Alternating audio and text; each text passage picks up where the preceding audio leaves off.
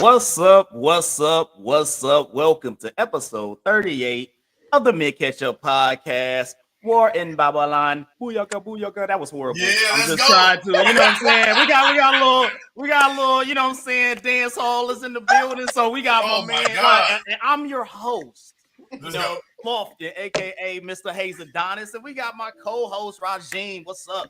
All day, man, Mr. Make It Happen, man. What's going on? Let's go. You know, and then of course we always have to bring in the perspective. So we got Miss Aaliyah down low. What's up, Aaliyah? Hey, hey. And then once Sunday. again, I'm gonna let my man introduce our special guest that's in the building today. So go ahead, Roz, make it happen. Man, listen, man. I'm like, I got chills over here, bro. Like real talk. This is my little sister. When I say this is my little sister, man, I'm talking we go all the way back to Kuwait. You know, so we was all in a whole other country. You know what I'm saying? All the way in another country, dog. And listen, she's always been a good friend. Artist-wise, man, talented sister. Believe me, she holds it down. I can't give her enough accolades, but listen, we're introducing to y'all Lady Shacklin in the building. Let's go. What's up, sis? Let's go. She does it way better than me. Man, I got chills. I got chills, bro. For real quick. Look, I hope they watching, bro. Cause they miss this. It's gonna be but we got a full-fledged acting, doing the thing artist that's out here. Got new music that's came out in the last month or so. Got videos coming out and whatnot. So down in the description below, you can check those out. You can hit her on her Instagram. Make sure you follow her and all that good stuff while you're there. At the YouTube, make sure that you click the subscribe. Go ahead, hit those notifications. Let us know that you're here. Comment, talk to us. We're trying to get some interaction out here. You know how it is. Mm-hmm. But with that being said, guess what? We about to get into one of my favorite things today. It's the drink of the day. I love the drink of the day. Because you know what? I be getting my bartendery on right now. You know, I always got the shaker with me. You know what I'm saying? The shaker be right. Start pulling out my shaker. So, you know, I always go first with it. So I found some red berry parmesan. So it was like red berry parmesan. I threw some grenadine in there, threw a little lime in there. It was like, you know what I'm saying? I just started mixing stuff up. And I got a little black cherry. I call it, you know what I'm saying, all cherry beret. That's what I call it right there, all cherry beret. So I got to put it up in there. So I'm gonna pour it in there, and I put a little black cherry sparkling water on top of it. So I'm pour that in there. So Roz, man, what you got today? Look, man, I don't do it like you, bro. I just went a little easy. You know what I'm saying? Like this week, you know, I've been drinking spice rum all week, right? And I know Aaliyah gonna be like, whatever. So I ain't burning no oranges to put it in nothing like that. I'm just rocking that spice rum. But look, I did get the little pineapple. Gotta get the laugh track on there. You know what let's get it. So I like to call it that spice baby. You know what I'm saying? Let's go with it. But it's good, right? I'm telling you. What? There you go. I'm gonna be drinking the whole show. Talk to me, Aaliyah. What you got? What you bartendering down there? Right it's now, gin I'm something. drinking the rest of this ginger beer that I had. I had a lot of Moscow Muse last night, and I ain't get none of my chores done today. So I gotta finish this Moscow Muse before I go flat. And I'm eating this ginger beer before I go flat, and I'm drinking a strawberry sparkling water from Waterloo. If you ain't never heard of it, go and get you some because it's the jam. Like I like it. So come check us out, Waterloo. Be our sponsor. Yeah, Waterloo. No, I'm trying to help y'all get sponsored. You know. I appreciate that. We sure need. You know, Waterloo. If they knew what I know, they could throw me in $13 this way. Get featured every week. So, you know what I'm saying? So Miss Lady, down low. Did you bring anything to the table? If some you know what I'm saying? Something. Did you bring anything to drink on? He ain't telling. I see somebody said, "Hey, Shacklin, wagwan Peter the Diva." Let's go. That's my sister. Well, you know, my drink every day is water. So, you know, we got to flush the system. Hey, keeping it hydrated. You know what I'm saying? Sometimes I might do some sparkling water. You know what I'm saying? Don't get risky. Out there getting risky. Yeah. Out here where we at, we have a store called HEB. So they have the HEB sparkling water. Now they have like the sweet one. It's like I usually get like the orange one. It tastes like orange soda. Okay. Sweet. But I kind of backpedal that, and I do the one without it. I'm pretty healthy, but it keep it nice and clean. Your skin nice and that blood. Yeah. I gotta buy me some sparkling water. Keep it regular. We trying to get you on track, old man. You know. You about to be what, 800? No, 70? What you about to be? I'm old, bro. I like those drinks. I like that raspberry one that you had. That sounds pretty good. When I go out on a some type of occasion, I'll make sure I get some of that. Cause that sounds good. But But I do believe at the you said HEB. So at the HEB, if they don't have Waterloo, try the LaCroix water. They got one called Pamplemousse. I know, long name, but it's really, really good. And they got one that's a peach pear. That one's good too. So you said something about a mousse. A what mousse? Pamplemousse. It's like grapefruits. It's like grapefruit, but it's an actual fruit. It does look like grapefruit, except it's about this big and it got like a little green tint to it, but it tastes like grapefruit. But it's really, really good. Yeah, I'll be down here. There you go. There you go. So everybody out there, you done heard to hydrate, get you some water so you can be regular. Yeah. And then we got some ginger beer down there. We got my man over here. What's your drink called again? I had a Spice Baby. He got a Spice Baby. AKA got that Spice Baby. And I got that red berry beret right here. You know what I'm saying? So everybody out there, make sure that you check it out. Come get it. Cheers. Cheers everybody on the show. Cheers everybody that's out there in the world. So make sure if you listening in the car, don't be drinking and drive. Don't try to make this drink while you in the car. That's crazy. Yeah, don't be doing all that. But cheers to everybody here. Salute and all that other good stuff. So we gonna keep it moving while we sipping a little bit. Now it's time for the news of the week. So let's go ahead and start it out with the Mid Ketchup Podcast news of the week. I really enjoy it. It's gonna be an interesting little newscast here, but unfortunately, we got to start off with some sadder news. We had the Monterey Park shooter out in California that was taking place. I think they're still investigating and possibly apprehended the person that had done it. At least 10 people passed, and you had 10 other that were hospitalized. It was there in Monterey Park, California. This happened Saturday night, kind of in that area, according to officials.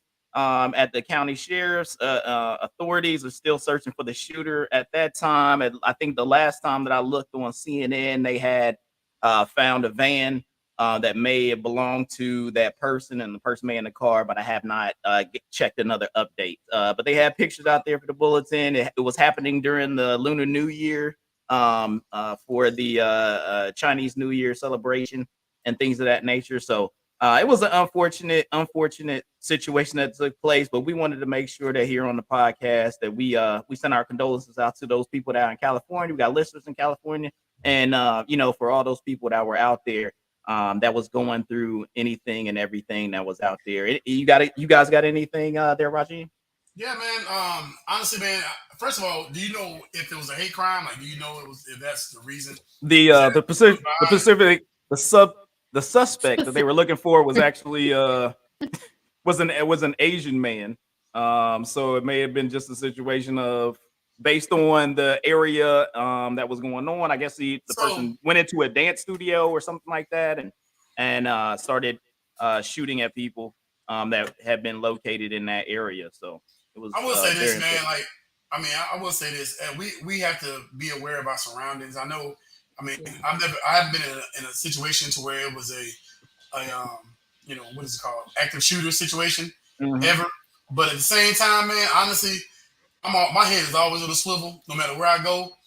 I'm saying I be with the missus, and it's like I don't sit with my back to the door. But people these days, man, with everything going on, COVID, blah blah blah, people are going crazy.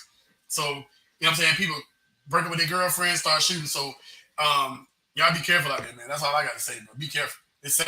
You're right. Definitely sad. Very sad. Anything else, Aaliyah? You have anything?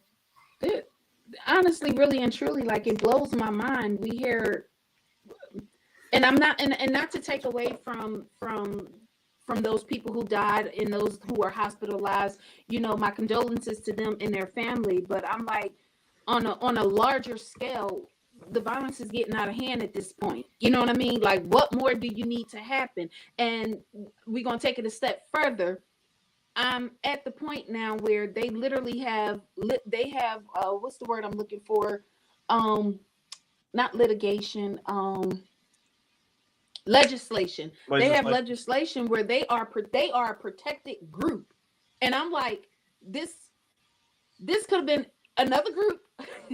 And y'all know where I'm going with this. This could have been another group, and it had just been, more violence in the hood. And I'm like, no, but it's quite literally, this is crazy to me. I don't care what color the group is. It's still happening. And I'm waiting to see if the suspect is actually Asian. I'm really waiting to see if the suspect is actually Asian. And if he is, I like, this is what I would consider one of those isolated incidents where that man went crazy off of something. Like he just didn't decide, I hate Asian people. You are Asian, so it's So now I'm just like, I'm waiting until all the details come out before I have a formulated opinion. But right now it's just like, again, like well, there's January bingo down. What's going on happen in February? This is how tragic it is. It's just like we are literally sitting around waiting to see what's going to happen next. So. Well, like Well, do you have anything, Lady Shacklin, to add to it? I'm tired of seeing these. This is the only country really that we see stuff like this happen to pretty often. Yeah.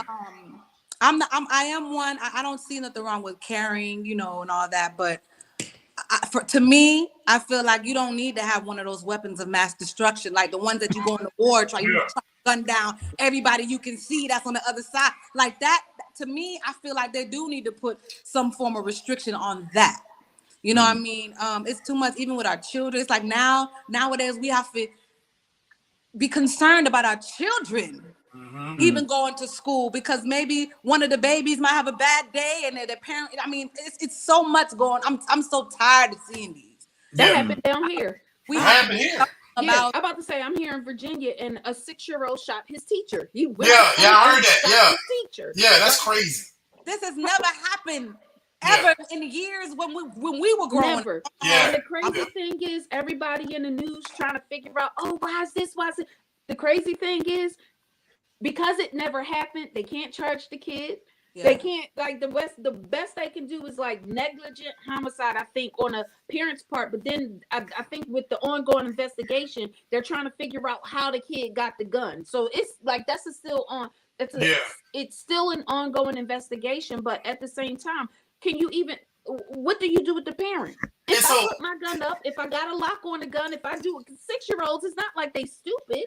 But if I did all those precautions, I took all those measures, and he still got the gun, took it to school and shot the teacher, you can't even hold me liable. It happened. Unfortunately, she survived, but still, it's unfortunate. But a 6-year-old, you can't charge him as an adult. He's too young to have the mens rea to go to court. Like, now what? Now you got now. And how do you, start as a 6-year-old? As a 6-year-old, I look at it like this too. How do you, like? I got a 45, and my 45. To cock that 45, how do you cock? You know what I'm saying? How the 6-year-old? How do you cock? You know what I'm saying? Because it takes some oomph to cock your cock. So he had to be taught. You know what I'm saying? Yeah. At some point, he had to be taught by somebody how to use a weapon at 6 years old. It says the kids made threats prior to shooting the teacher. I do believe I read something. See, that's crazy. But like he was doing, this is crazy. There was a 4-year-old here. Yeah, set on. In Orlando, wanted to say that's crazy. There's a 4-year-old here that was caught on camera with a weapon, like he had a pamper on. Yeah. He had a weapon in his hand, a gun in his hand, and he was in an apartment complex, and he was just waving it around, a real gun. And then when the cops go to the house, of course they find the gun, they arrest dad and all that stuff, but it's negligence too. You know what I'm saying? My weapon, I got a 15-year-old in the house. He had no idea where my weapon's at. You know what I'm saying? He's not gonna know where it's at. It's always locked. I don't keep, you know what I'm saying? I don't keep ammo with the gun. You know what I'm saying? It's like all these precautions you gotta go through. Yeah. Because first of all, he's 15. He has situations to where he might have a bad day. He come home, he pissed off. Somebody, you know, so he go to school, shoot somebody. I'm responsible for that. Yeah. You know what I'm saying? But parents, a lot of times, like us, everybody in this call, I feel are sensible people. We understand the importance of safety and all this stuff. But there are some parents that shouldn't have kids. I'm gonna be real with you. You know what I'm saying? There's some people that shouldn't have kids. There should be a law be like, listen, if you ever have a kid, you're going to jail. Period. You know what I'm saying? That's it. And we castrate them. I don't know what you were saying. My daughter, talks to me. She's pretty open with me about, school and some of the kids. And some of the kids, she was telling me about a young boy where, he was having a bad day. She always checking on him, see how he's doing. And then come to find out, he's being abused, and but she's noticed, how he's acting out and stuff. She's noticed these things throughout the time that she's been in school. And I say all that to say, like you said, some people don't need to be parents. They're parents that don't even know what's happening in the children's lives in school. They don't know what's happening with their grades. They don't know nothing that's going on, and I agree. They don't need to have children. And I'm gonna tell you why. This is why right here. This is parents, the whole time. A lot of times they be so into their phone, you know what I'm saying? You in your phone 12 hours, you know what I'm saying? Mom, can I do this? Go ahead. Or here you go, sit down. Yeah, sit down. Exactly. You can't raise a kid like that. We would, like what your mom tell you, like, I know all of us, you know what I'm saying? We got age differences, but I guarantee you, we all had to go outside and play. We don't. You might. We don't. I ain't say nothing. I'm sorry. You had to take your ass outside to play too. You bullshit. Had to be out on the street lights, come on, all that shit. But I was raised in that generation too, and that's the crazy thing. Like I said it before, I was raised in a house full of men. Meaning, I'm the oldest child of 3, the oldest grandchild of 27, the first girl born on both sides of my family. My uncles are 7, 9, and 11 years older than me. So when they went out to go play, I went out to go play. And when I say out in the streets, like my uncle. He was in the street. Look, it was like, hey, they was like, hold this real quick for me. I couldn't cry when I was out in the street. I better not near let a teardrop fall if I scrape my knee. All right, you'll be all right. Just brush it off. Like he was out in the street, and I said, like to me, I'm like.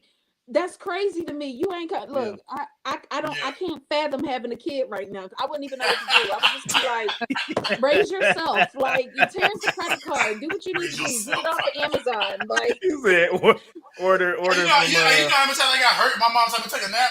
Like, my arm is falling off my body. You gotta take a nap. Shit. You had multiple concussions. If you wasn't there when you woke up, you was good. My mom used to, like, because I was the oldest, she would run me to the hospital every little, scrape and bump. After a while, them hospital people started looking at her. My mom used to take me to the hospital, and she was just like, "Look, you out there, you break something, you break something. Tell your officer." She did not care. She went to work. But and left me with them. As young boys, like, man, we always got, sprained ankles, scrapes, bruises, blah blah blah. If you wasn't there, you was good. You know what I'm saying? And I think it makes a stronger person. It makes a stronger person. Like our kids, right? And what the comedian said, I'll let you keep going, Hayes, but I heard the comedian say, what our kids is some punk ass bitches these days. They soft as shit. Like that. Like, sit your white man. Go ahead, Hayes, my bad. Yeah, what you My crying uncles for? used to do that all the time. Like, they would beat me up, and then when I started crying, they said, "What you crying for? You ain't bleeding." Abuse. Pick your eye up and get your ass in the house. Yeah, I think. But I know how to fight though. Like, hey, you got them hands though. So that's all you benefit. Got them hands though. So that's one of the benefits for being out in the street. You know what I'm saying? Get some bumps and bruises. You get some hands. You know what I'm saying? You know how to run. You know what I'm saying? You know good sounds and bad sounds. You be like, hold up. That's not right. I'm out. You know what I'm saying? Like, you know what it is. you know what all that stuff is when you play when you outside. You know what I'm saying? I would tell you that they did give me that. So, but once again, you know, I might have had to take a few ass women's in between, but had to toughen me up. And you know what's funny? They will always say stuff like, "Stop acting like a little girl." I am a little girl. Yeah. What you supposed to act like? Most kids at about 2 A little 3 boy? they start realizing they different. I was at about 7. I was like, wait a minute. You like, hold up. I'm a little different than everybody else. It's a little different. Just a little Thank bit. you. So. Yeah. But so you know, once again, to everybody that's out there in California, be safe. Condolences to those that have passed, and hopefully everybody gets medical care and gets better and heals from their wounds and is able to overcome the mental stuff that goes along with that. You know what I'm saying? So that's a big part, and that type of stuff lives with you for the rest of your life. So make sure, go out and talk to somebody. Yep. Make sure you get that squared away if you're out here listening to us. But now we're gonna move on to some goofy stuff. We got Young Miami out here talking about I like to get peed on. So I'm gonna give it to you. So I'm gonna, you know what I'm saying? Now here you got the true P Diddy. We found out what the P stood for. So we got true P Diddy out here. You know, it started trending out there on the social media platforms and whatnot. And I'm gonna read you this quote. It's kind of crazy. So Young Miami said, "It's fun. You know when you are drunk and you just pee, or he just pees in your butt, pees in your pee pussy. I don't know. You can pee on me when you're in the shower. You can pee on me after you finish dropping your load. It just depends. It depends how the night is flowing." Quote Young Miami. That was not me. Quote Young Miami. So, AKA so this is, I mean, like, my question is, like, what is the level of nasty that is appropriate when you in the bedroom? Because like, what is the level of nasty? You know what I'm saying? Like, the level of like, I mean, when is it? For real. That's what I'm thinking. I'm like, what's the level of nasty that's appropriate? So, let me start. Can I start, please? Okay, hey, Ross. Hey, go ahead, man. You do it. So the wife and I had this conversation. So, you know, as a married man, you see your wife as the queen. Like, you see her like, that's my baby. She ain't no hoe. She ain't no thought. I ain't finna pee on her. None of that. You know what I'm saying? It's like that's how you look at it. You know what I'm saying? She likes what she likes. Yeah. No, she like be peed on. She probably beat my ass. Nigga, you what? That's an instant divorce right there. You just pee on me? So listen. It's the nastiest shit in the world to me because I don't like fluids. I don't like bodily fluids. Like, that's the first thing. Nigga. You get fluids on me, I'm swing. So listen. But look. So long time ago when I was in the army, when I was young. So where is this story going? I ran across my first. Listen. Because this is a long time ago. In case somebody see this, long time ago. So in case somebody sees this, so long time ago, I came across my first squirter, right? Nigga, I broke up with this. Like, nigga, I don't know what that is, but you done. Yeah, you got fired. This is old for me. That's not pee. I don't give a fuck. There's pee in there. Squirting is pee. It's pee, right? That's what I said. Pee. I'm like, I don't give a shit what you say. That's pee. It's urine in there. Goddamn, yes. So there is. But I mean, as we Roz does not like bodily fluids. All right, so we got that squared away. So young lady Shacklin, we going. So what is the situation like? What's the level? No, sir. Me not like them thing that's nastiness. It's like, man, the accent came out on that one. I wish I link up with somebody. I wish. And then the shower go, sir, I'll probably beat him up. I'll probably beat him up in the mist. Okay? Because those things that come out are meant to come out to go somewhere else. It's supposed to come out your body. It's the bad stuff. So why you want to put that stuff on me, sir? I don't want my hair. I don't want that in my eye. What happened if it go in your eye? Yeah, now you got eye infection. Now you got urinary tract infection in your eye.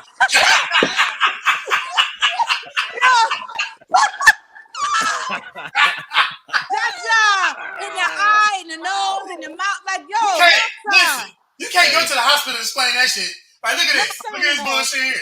Look, Doc. Too much. No, stop. She said, that pink eye. No, conjunctivitis. You're like, how you get conjunctivitis? Oh, I sprayed some yellow gold mist in my eye and it dropped on my eye. Well, Aaliyah, you look very think about this too. Think about this too. I am. Think about this too. What was you drinking? What do you put in your body? What are you drinking? Hey, what do you eat? That stuff stinks. Like, I don't want that. No, you drink Spice Baby, now you got don't catch me today. You're like, don't catch me today. It's gonna be buried. No. Some people are hydrated. I will say this. Being out in them streets. Okay. No, I know people who know people who know people. And They be about that golden life. They be about that golden life. They be about that life. You must be in Chicago. I mean, more power to you. That's all I can say. Like, the Piss on Me remix. It's a double remix. It just be like, you did what? You let somebody do what? Yeah. That's and then I go just like this. Okay. Because I'm like, what am I supposed to do with this knowledge of your sex life right now? Like, probably. Look, like I said, I know people, and I know people who know people, and I just be knowing things because I got friends literally all over. You just happen to be walking past sex clubs all the time or something. No, but look, I just know people who know that be out there. No, they like the secretion. They like the stuff that come out the other side. They be out there. People out there. They be number 2 in on mugs. Yeah. I don't understand this. Like, when it's not even that. It's like, what the fuck happened in your life? How did you get here? Like, how did you get here? How did you get here? Jesus Christ. That's my thing though. It's like, how much money do I gotta make to be able to pee on you? That's crazy. Like, hey, look, you know what I'm saying? Do I need to be a billionaire to pee on somebody? You'll be surprised. It ain't about the money. It's about the person that you're with. And because, yeah. 2 weeks in a row. First of all, I be going with everybody else's business on the internet because y'all know I'm part-time. I'm an Instagram research analyst. So, we got our own, you see? Look at that. No podcast. Got one of those. I have, I was over there minding somebody else's business, and next thing you know, they was telling me some things because I be all in the middle of everybody's business. And I was just like, what? So basically what happened was there was a group of folks who played under the upside down pineapple. And that happened at one of these events. Okay. And somebody got offended because that wasn't their thing. However, there were other people at this party who was into that. So they then invited said person to a side quest. You got something going on over here. And that's how they get more bonus points. Hit you with a side quest. That's how they got to keep the life. And I was just like, and then I'm sitting there the entire time listening to this story because I be listening because I'm nosy. Again, how did you get here? When was that first experience that somebody peed on you? It's like, so, I just in love. But how do you ask that question? Like, how do you say that? How do you ask that question? How you be like, can I pee on you? Exactly like that. I guess it would be that. That would be the question. You'd be like, when you start dating somebody, I have a question. Let me tell you how it happens. They invite you to do it. No, seriously. If they are in that life, if they are about that, they gonna find somebody. Everything else, when you're tumbling down these roads, they invite you to do it. Yeah, they'll find They invite you to do it, and it starts off as simple as you can let it go. Let what go? Let what flow? What are you talking about? And I was confused because I was thinking it was, a part of the natural progression of things. It's like, no. They wanted me to pee on them. Wait, what? That's what I said. And then I got real interested in the story because then it was then it got interesting. Yeah, story. Because I wanted to know, like, well, did you do it? And she was like, well, not at first, but after a couple of times of us being together, I did. And you just look. My question is there like special? I mean, like, think about the preparation you got to have. Unless you like sleeping on a soggy bed, what type of preparation you got to have to prepare for this situation? Like, if you're doing it right there, or you hitting the shower, or but like, if you about that life haze, if you're about I guess that you don't life, care. You that's like your that lifestyle, like everything else, because there's Yeah, all kinds there's of a lot kinks out out there. there, but like everything else, you're already prepared in that arena. You already know. I got somebody coming over. Already. I got a plastic bed. You can't even. They water. You can't even roll over. You loud as hell rolling over, like crunch. Crunch. Like when you lay something on the bed, you're in like, oh no, nigga. Don't pee on me, bitch. Like, no, I'm not ready. Hell no. It'd be the craziest things, and I just like, you gotta jump out of bed. Oh no, nigga, wait a minute. I'm that nosy that I mind everybody else's business, but I'm usually, because y'all know this, and I think y'all seen it, posted throughout every now and then. And I think I posted something the other day where I was like, check on your folks. So I usually put stuff out. I'm like, I tell people, just random people in the internet world, I'm here. Like, I'm up all night. Y'all know I be posting all hours of the night. I'm up all night half the time. I tell people, if you just want to sit and chat, you want to talk, I don't care what you want to talk about. 9 times out of 10, I'll be like, what the hell did I get myself into? But I'm like, it's just to have somebody to sit there and just hear you. You know what I mean? I do that for folks, and you can't take that back. You can't. Once you pee on somebody, you can't take that back. Like, you ain't that for life. That's like you. That's do it again and cancel each other out. Like that's you forever. Yeah, that's you forever. This relationship is from here on out.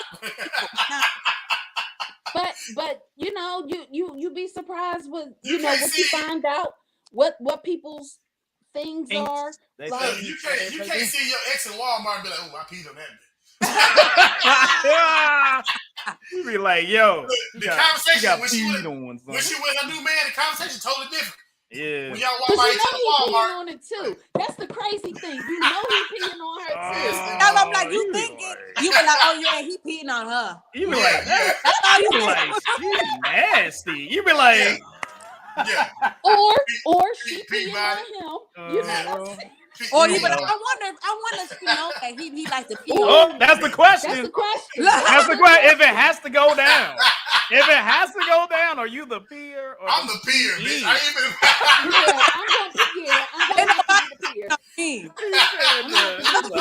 You can't piss on me. I'm gonna have peeing from afar. You know my man. I'm gonna extend some of these rounds because hit her with the fire. Hit her with the fire hydrant. Well, but then I have so many questions. Like, you want to know, but you don't want to know. Like, as a female, we can't, as a female, we ain't gotta, That's a full squat. That's a squat situation. Straight squat. People are interested. And if we don't do it right, it's gonna be on us too. We don't do air squats. You got an air squat on that mug. You got peace letters on you. So what's the name of that? What's the name of that rapper? What's his name? That he said he like he drank. He was drinking pee. Kevin Gates. He was on my hit list. Look, at that point. 2 weeks in a row. 2 weeks in a row, we're dealing with piss-related topics, which is crazy. That is extra wild. But you know what I'm saying? It's the situation is this: people are inconsiderate. You know what I'm saying? Because if it is rather inconsiderate if you pee on me. He said it's inconsiderate. But if at least, listen, if I gotta pee on you, then you come try to hug me, that's inconsiderate. It's like, no, man, look, I'm not into the pee. You peed up. You know what I'm saying? Don't hug me. It looks like everybody's a pisser out here. You know what I'm saying? Nobody trying to get beat on. So I'm just trying to figure out, as a female, how are you? I can't even fathom somebody asking me to pee on them, because I'm gonna be like, what? Yeah, it's different. That's a different Then I might ask, how much money you want to pay? She getting peed on. It's already like you done got. Well, there it is. And that ends that conversation. She be in bed with an umbrella, Thomas. Go ahead. You know exactly what's happening. I can consider it if you talking about throwing in a bonus. As soon as you ask that question, you get you be like, okay, cool, you getting peed. Yeah, you can't even say how much. As soon as you say how many, they're gonna be peeing on you already. you get your money. I'm just saying. I'm asking that. Hey, you gotta take her. Exactly. I'm saying the same thing, but that's exactly what I'm thinking about Young Miami. At this point, you are with a multi-billionaire. You know what I'm saying? You with a multi-billionaire, and don't get me wrong. I'm not saying in it, but just like, what is it? 50 Shades of Grey. Homeboy was a multi-billionaire playing in the playroom down there. You know what I'm saying? Wow, again. So let me it's ask you creepy when the motherfucker broke. That's all. Yeah. He said it's only crazy when they broke. This what gets me. This is the Kim Kardashian conversation that I hate. So people be like, oh, she this and she that and blah blah blah blah. They can't stand Kim Kardashian because she got peed on and got famous. So it's a lot of people. She ain't get peed on. I don't remember that. I ain't never seen it. But what I'm saying is, whatever her take was, you know what I'm saying?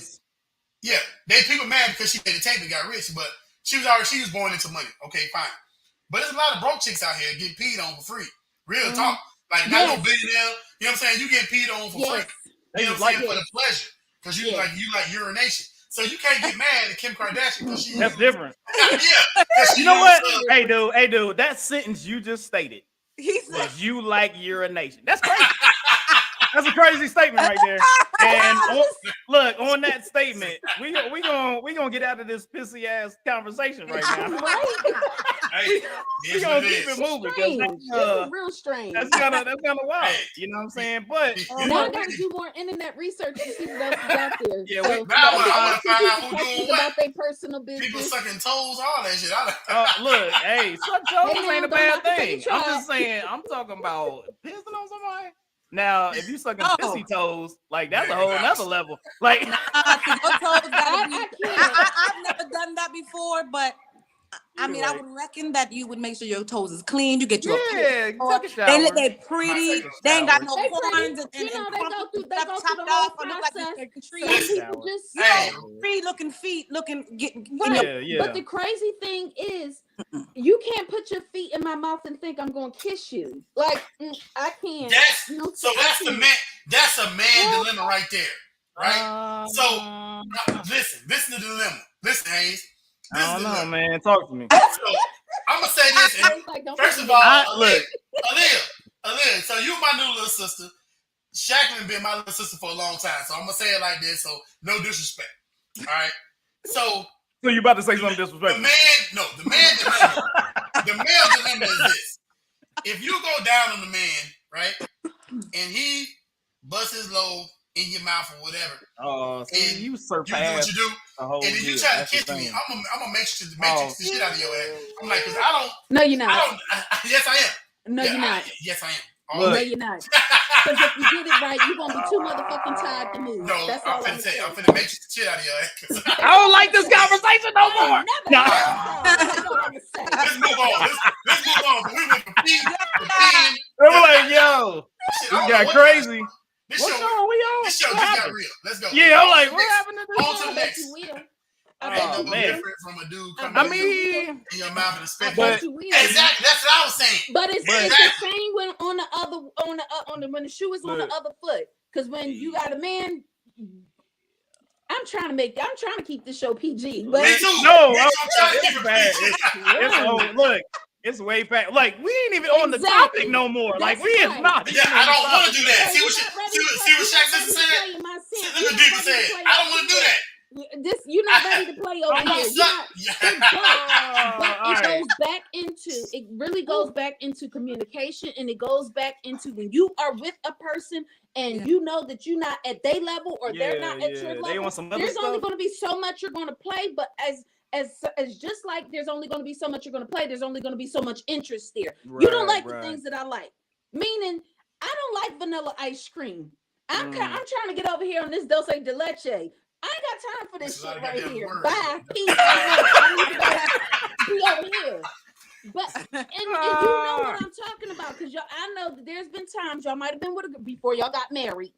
No. Hold up. Before y'all got married. Hey, these comments wow me out, man. Like these guys been with a girl. You know that there's just certain things that you don't do. Exactly. Exactly. Wow, I'm saying, you know that there's certain things that she don't do, and after a while, she boring because you like what you like. Oh no! I don't even want to put this on the screen. I was like, I don't even want to put it on the screen. Hey man, look, all right, we gotta stop this. We going on to the next day because I don't know who's watching this. If you got little kids, we probably should be. In case anybody was wondering, that is a whole other that's a whole other different situation. That Trevor brother situation. We are grown, but up here. You're right. There are people who do. It's a whole other situation. Like I said, I'm not at that. Look, you're gonna have to go over there to them extra grown folks level. They having their own conversation. Like. You're like, hold up. Like, are y'all in the same room? Like, what's happening? Lady with the truffle butt. Shut up with the truffle. I need a shower. Yo, it's getting crazy out here, man. It's getting crazy. We gonna switch it up because it's look. I'm just saying they having their own conversation out here. So I'm gonna switch that up and we gonna move on. We gonna move on to Beyonce. All right, so Beyonce out here getting paid for an hour's worth of work. So the Beehive is getting the bag. Beyonce does a duet with her daughter Blue Ivy for $24 million at a Dubai concert. It was for the opening of the new Atlantis hotel that is happening on the Palms there in Dubai. And you have people like Halle Berry, Chloe, Nia Long, Kendall Jenner, and things like that were there in attendance while they were doing this private invite-only concert over in Dubai. Making that money, man, for an hour's worth of work. That is a lot of dough. What is the most amount of money you have made for an hour's worth of work? Talk to me. You got what's your hourly rate right now for an hour's worth of work? So listen, you know I own a bounce house company. I set up a bounce house today. It took me 45 minutes. I made $100, so we good. Hey, so that's $100 an hour. You good? Good. Boom, making it happen. Let's go. So, hey, what you talking about, Aaliyah? What you got? What you got on your hourly rate right here? How much work? Not getting peed on. Oh no, that's a bonus. That's a bonus. That's a bonus, babe. That's a sign-on bonus. Are we now just money or money and gifts in the whole nine?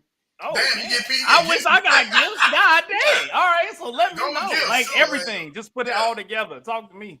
I'm trying to figure this out now. Now I want to know what the thing was. Probably somewhere upwards of $375,000. I got a house in the car. The government gonna take the hell out of that. I got a house in the car. Okay. Yo, you talking about for an hour? You got a house in the car for what the hell? For an hour though? You gotta let them pee on you, Raz. Hell no. Hey, I'm like, hell no. What kind of car was it? What kind of car was it? You know when you dating, you can't get paid on for a Hyundai. No. It was an Audi A5. So okay. It's an Audi A5. I Okay. got a townhouse. You know, it was like I said, hours worth of work, if you will. Now, outside of that, if you're just talking just straight monetary, it was like $500 and not quite $600. And if you're talking, you know, way back when, Yeah, long time ago. you just tell us. You tell us what you want to tell us. We ain't asking no more. You already like you tell us what you want. $1,300 then. So Right, you know, okay, and that's why I said it depends on the work I was I'm doing. gonna start putting up bounce houses. What the hell? Hey, you gotta. Hey, look, I'm gonna tell you right now. You get on feet.com. Hey, look, I'm gonna tell you. I'm gonna tell you right now. You gotta change your whole. You gotta. Yeah, for real. You gotta transition to make that happen. Like you gotta. That's a whole different. We ain't getting money like that. We ain't getting money like that. Dog. We ain't getting money like that. You ain't putting your mind to it. I thought I was laying it down for the 9-7. I thought I was a man. Shit. Nah, you ain't know. You know what I'm saying? I'm telling you, man. I got a car note. Yeah. That's what that dude had. He had a car note. You gotta have them international connections. I know. Man, shit. Shacklin. Yeah. What, how much money you make? What's your hourly top hourly rate out there, ladies? Doing what? Performing? Look, nah, we didn't say it. Like whatever, whatever you got paid for an hour of some type of work. Leah nasty. So we're talking about regular stuff. Well, for an hour, I got my daughter. That's a big well, right there you there. go. Okay, yeah. I like that answer. Isn't that a debt though? Commendable. As a matter of fact, it was when me and Rajim was in Kuwait, and I went to Dubai. I was actually in Dubai. Yeah. See, she got us from Dubai too. There it is. Wow, that's right. I money over there. Making that dope. Sherry said, "Doing what?" Yeah, I'm the low one on the total pole. I'm out here kicking about 30, 40 an hour. That's all I'm doing. Hey. Man. Like, I mean, that's gas money. You know what I'm saying? I'm in the burbs, man. They don't be doing it. Like, you gotta be in the streets to get that money. Yeah, You gotta be in the streets. That's why they call them golden showers, because You gotta be in the streets for that. Like, I don't be in the streets like that. Listen, you might need to write a book, Superhead, because that's like, whoa.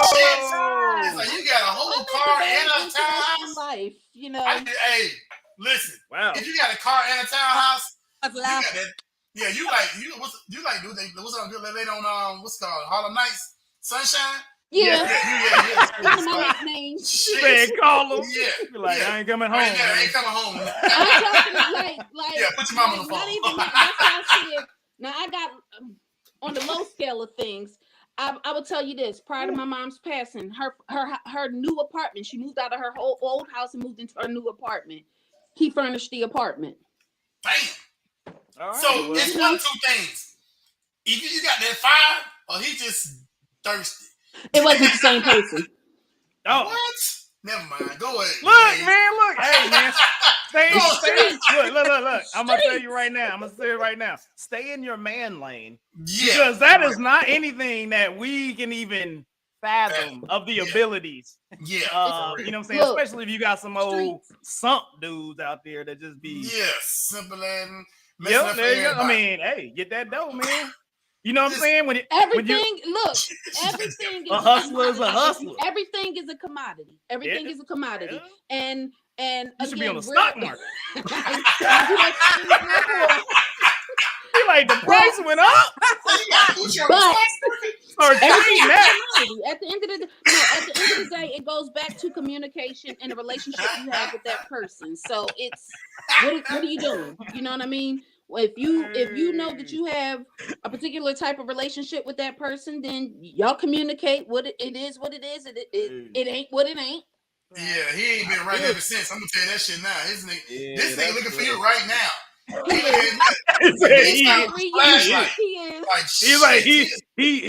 He be like, woo. Hey, look, he He probably having flashback. Woo! That's why. Hey, that's why she's carrying. That's why she got that whippersnapper on her hip. Like that's why it's right there. Don't do it. Look, Don't do it. sometimes, We trying to know. I don't want. Look. Sometimes, you know, you get scared when you go, "What the fuck knocking at my door?" Wait. Don't do Like, it. man. When I somebody tell knocking you, on the door, that like, be, I lived an interesting life. Hey, I can tell you that right now. I can tell you he that. probably somewhere right like this, now. talking like Pookie. It just keep calling me. Shit. We found out a lot about everybody. Oh, shit, I think let's that go with was this. for sure the right question to ask. But since we are a hip hop show, we're gonna keep it pushing. Right now, we've got the top 50 rappers of all time. We hit this last week. It's Billboard and Vibes magazine list. It's for the 50th anniversary of hip hop. And right now, they revealed numbers 40 through 39. So at number 40, we got Dr. Dre. At number 30. Hold up, that ain't the right math. What am I doing? That wasn't good. I don't think I did that right. I was in there like, that ain't right. Anyways, 40, Dr. Dre. 39 is Ludacris. 38 is what's that? Gucci Mane. Then we've got next is Common. Next is what? Yasin Bey. Most Def. AKA Most Def. Then we got freaking Future. Got Chuck D. We got Busta Rhymes, T.I., and then the female of this list, Little Kim. Based on our previous list, has some older heads on that one. On the other side, what do you think about these people being within that? I guess it would have been 40, 41 to 39 area, 40 to 39 area, 41 to 39. Do you feel like any of this ranking, these guys are low, high? It makes you speculate about those that are above these people. Like, and if they're talking about MCs, they're talking about MCs, right? So my first thing when they said MC, I said, Dr. Dre, why is he on this list? Yeah. Because Dr. Dre was not a writer. He was more of a producer, and somebody else wrote his rhymes, as well as, you know, he was performing other people's style. Yeah. So if Ice Cube was writing a lot for NWA, things of that nature, you know, Snoop wrote a lot for him, Eminem wrote a lot for him. Like, you know, so there wasn't a lot of stuff that he was doing himself. The DOC wrote for him, you know what I'm saying, when they was doing Chronic, the first Chronic album, The Chronic, and of course on Chronic 2001. Like, so it was a situation where it's like, I can't say MC wise that I'm looking at Dr. Dre being maybe even on this list of top 50. Now, producers, song makers, talk about hip hop creators, that's a whole different story. Yeah. But I don't know if I can put him above even the people that were on the previous list. You know what I'm saying? You had you had Rick Ross was in there. You had like, because I would be like, well, if Rick Ross wrote his rhymes, he raps better than Dr. Dre. Yeah. You know exactly what I'm saying?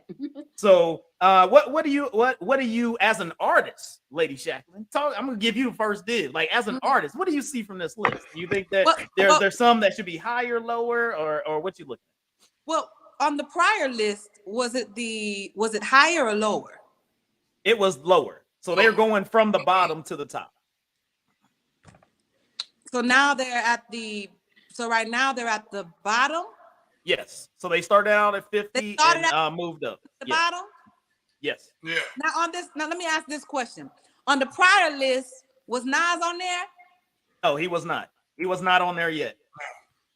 Was Nas on the one before that? No, they started at 50. This is the first, the second one. Bottom, like the horrible, the worst one, all the way to the top. Yeah. Right. So I'll give you the list since I'll give you the list. So before that, the next list. Yeah. So before that, they had Rick Ross at 50. They had Rev Run from Run DMC at 49. You had Melly Mel, old school rapper, at 48. You had MC Light was at 47. What? Jadakiss was at 46. Ice-T was at 45. Who took this poll? Wait, what? Queen Latifah was at 44. Oh, nah. Bum B was at 43. What? Redman was at 42. And then E40 was at 41. And then we move into this one. So listen, they jacked that whole thing up, okay? First of all, they jacked that up, okay? Future need to be at 50.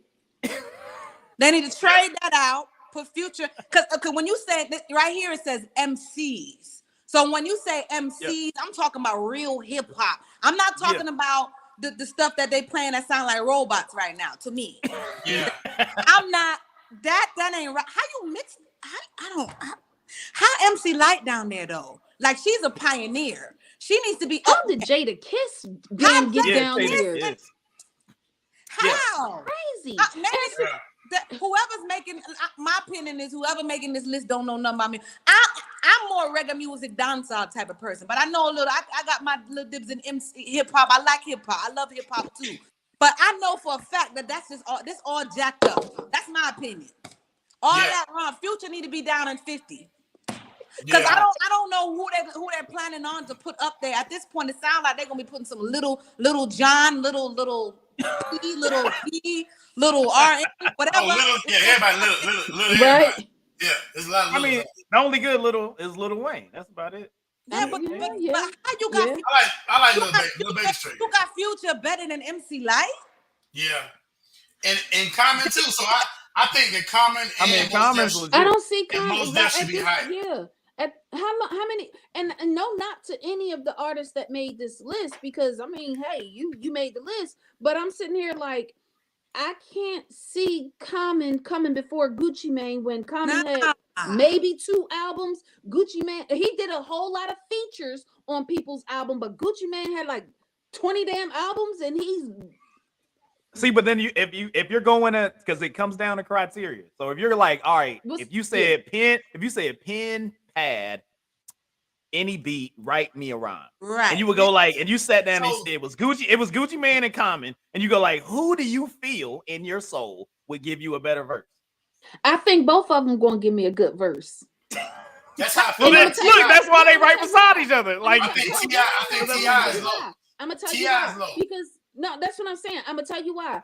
I think Gucci and Common gonna give me a better verse because Common, quite literally, that was his thing. Like he didn't have a whole lot of albums, but he gonna write a bomb ass verse for whatever track you put him on. Gucci Mane gonna give me a bomb ass verse, but not only is he gonna give me a bomb ass verse, he gonna give me a bomb ass album on top of that. He can Gucci can sit and write and rhyme a whole album. Common, you know. I mean, but my has some bangers. Have a hot 16. My issue is the title. He's a good artist. Well, I would say artist MC, because then I look at MCs different than being an artist. Like Drake is an artist. He's an artist because other people are writing this stuff. He is able to perform everything at, to perfection on the way that they want it. He's able to present it. He's able to perform it. No, you know that. You know what I'm saying? He don't be writing that. That's like he got other people that be writing stuff. So the thing is that it's a situation where he is able to perform it very well. But I wouldn't say Drake is an MC. I'm not putting Drake up against. I mean, that was, I'm not putting Drake up against Pusha T, even though he was like, hey, I'm trying to go Pusha T. I would say, right, he's better. I would say Nas better. Like you got people that write and put it down are better. You know what I'm saying? So it's a difference between an MC, because I look at as MC as somebody that pins and they have a unique sound and it's themselves and nobody can duplicate what they do because it's their voice that is being put out there. So I look at like Gucci Mane, very unique. He has this unique sound. Common does have a unique sound. You got you know what I'm saying, Yazir Bey, unique sound.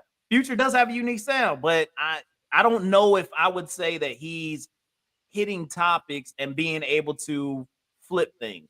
Chuck D, he's very unique voice. He has his own thing. Busta Rhymes, unique. Like, you know what I'm saying? Like everybody that is those that usually write their own. It's either like MC would be either you write your own or you're able to take somebody else's writing for you and make it your own, which that's also a unique skill. Because I look at like, I don't know if Kim writes all her stuff. probably not. I don't I would think say so. she would. She Sorry, said Shaq. she did. Go ahead, Shacklin. No, I was said saying she did. all this is trash. It need to go in the trash because to me, there's a difference between an MC and a rapper. Yeah. There's a rapper, you're gonna sit there and you're gonna write and make I A B A E I O U. It go right, go together. It makes sense. MC, they could spit something off the top of their head. They could spit something from the heart. They can ride any rhythm. You know what I'm saying? They could perform. You know what I mean? They DJ. Let's talk about. I'm switching for 2 seconds. Jamaican and reggae music, right? They say hip hop started from that. You got your DJ. Like when I perform, I'm just being specific. The DJ is part of my performance. I'm spitting some stuff. You know what I'm saying? I'm making sense. I can perform all that, and including my DJ. A performer is part of that. Or should I say the DJ is part of your performance, should I say. Again, the whole list is trash. I don't know who created this. Doing. I'm not even in all this scene very good. And I know there's a difference between MC Light and Future. Like how you go, if you put Future and MC Light together, okay, next to Two each totally other, different styles.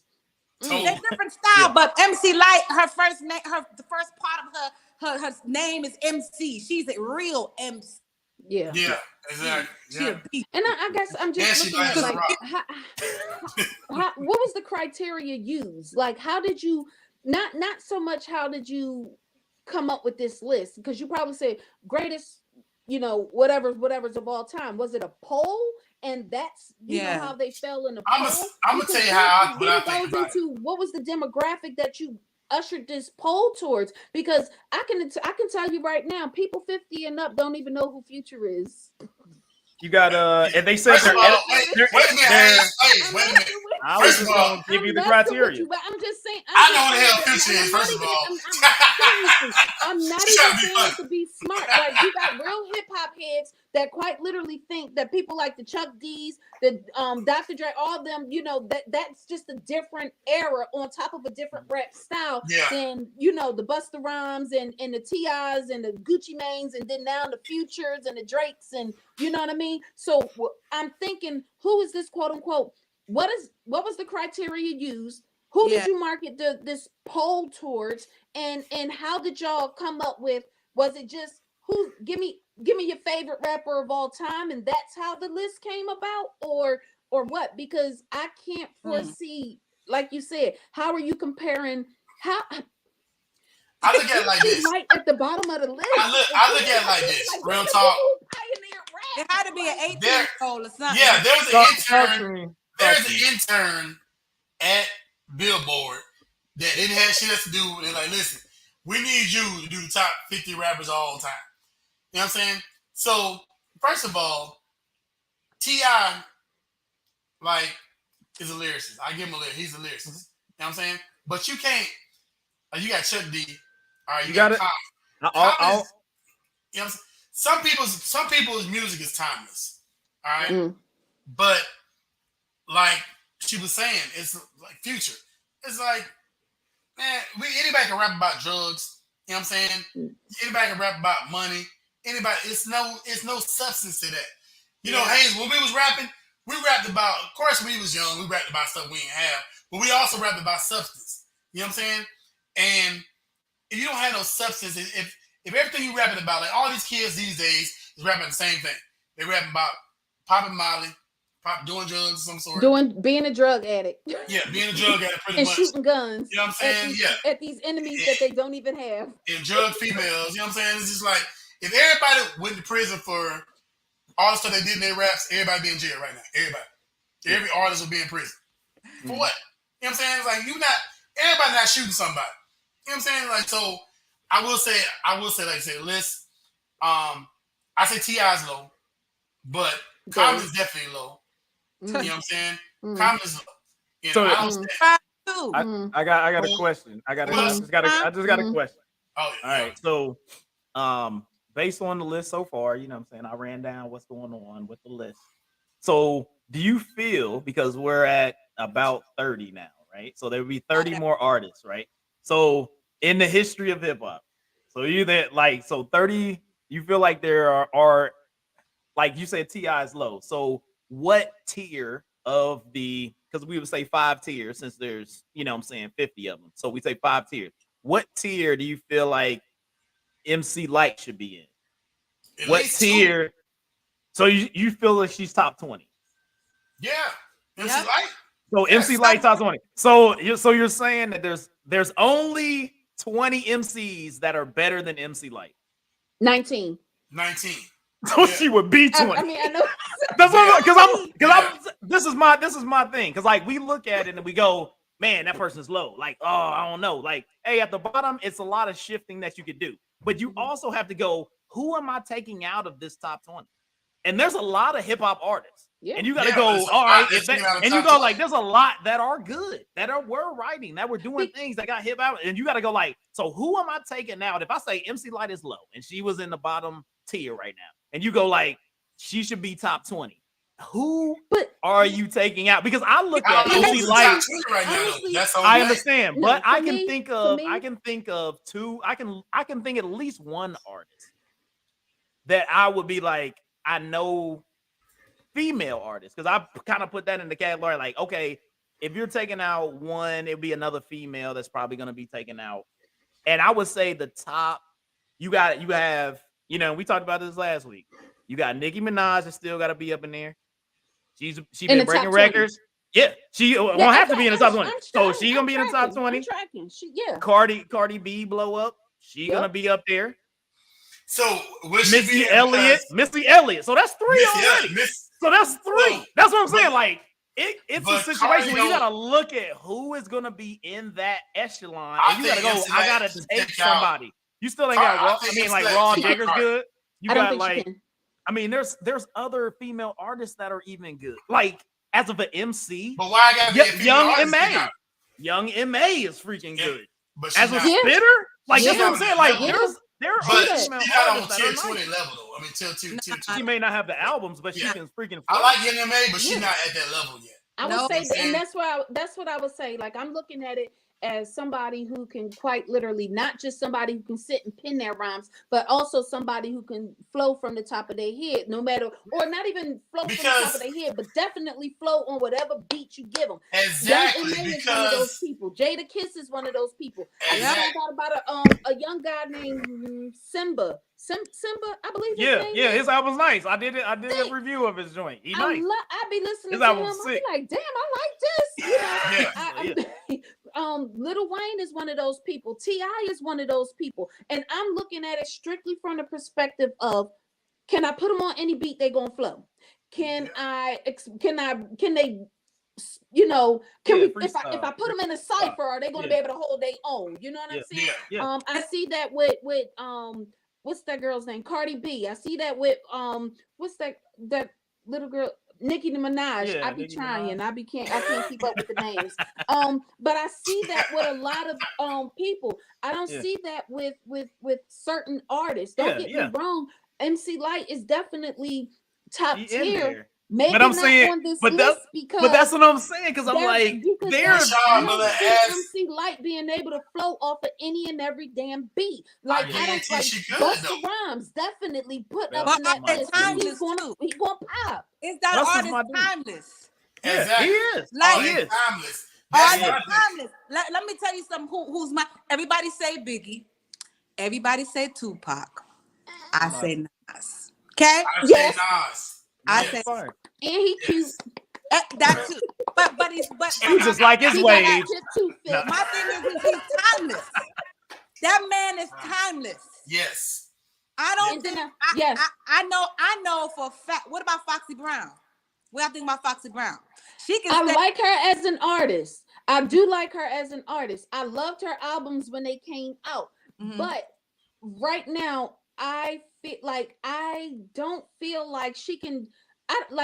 To me, if Little Kim came up with another album, people going to go crazy about it because you know she ain't lost. You ain't seen it in a long time. With Foxy Brown, it's going to take a whole production team. Well, I mean, Foxy Brown wasn't.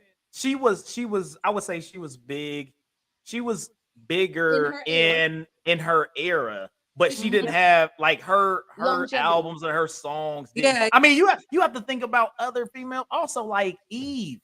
You Yeah. got like, I mean, there's other female, like you have to think about the amount of females that are out there that you like, Yeah. okay. So why do you necessarily have to get rid of a female to get that slot though? I'm not saying that, but then what's the male? So now give me the male that will be gone. I don't know who's up there. That's what I'm saying. I can't say who's up But there. if you had your own top Future. 20, Common. well, you said Future and Future Common gonna around go here. down. Common. So I will say this: Hey, as an artist, as Chuck D. a freestyler, you know what I'm Are you saying? mad at Chuck It takes Dr. a Dre. lot. It takes Dr. a lot Dre, to be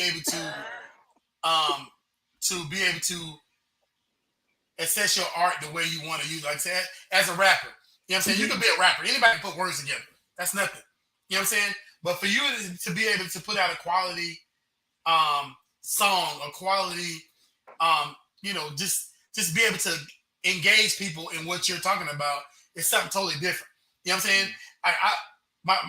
My 15-year-old is a little new little kid named La Tyler. He's 16 years old. He's a new rapper. And I listen to him. And I'm thinking this cat is saying the same thing over and over and over again. But these kids think that's hot. You know what I'm saying? Baby. Oh.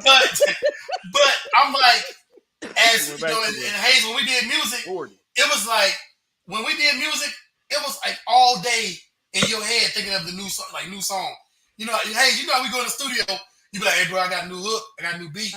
You know what I'm saying? Make a hook for this.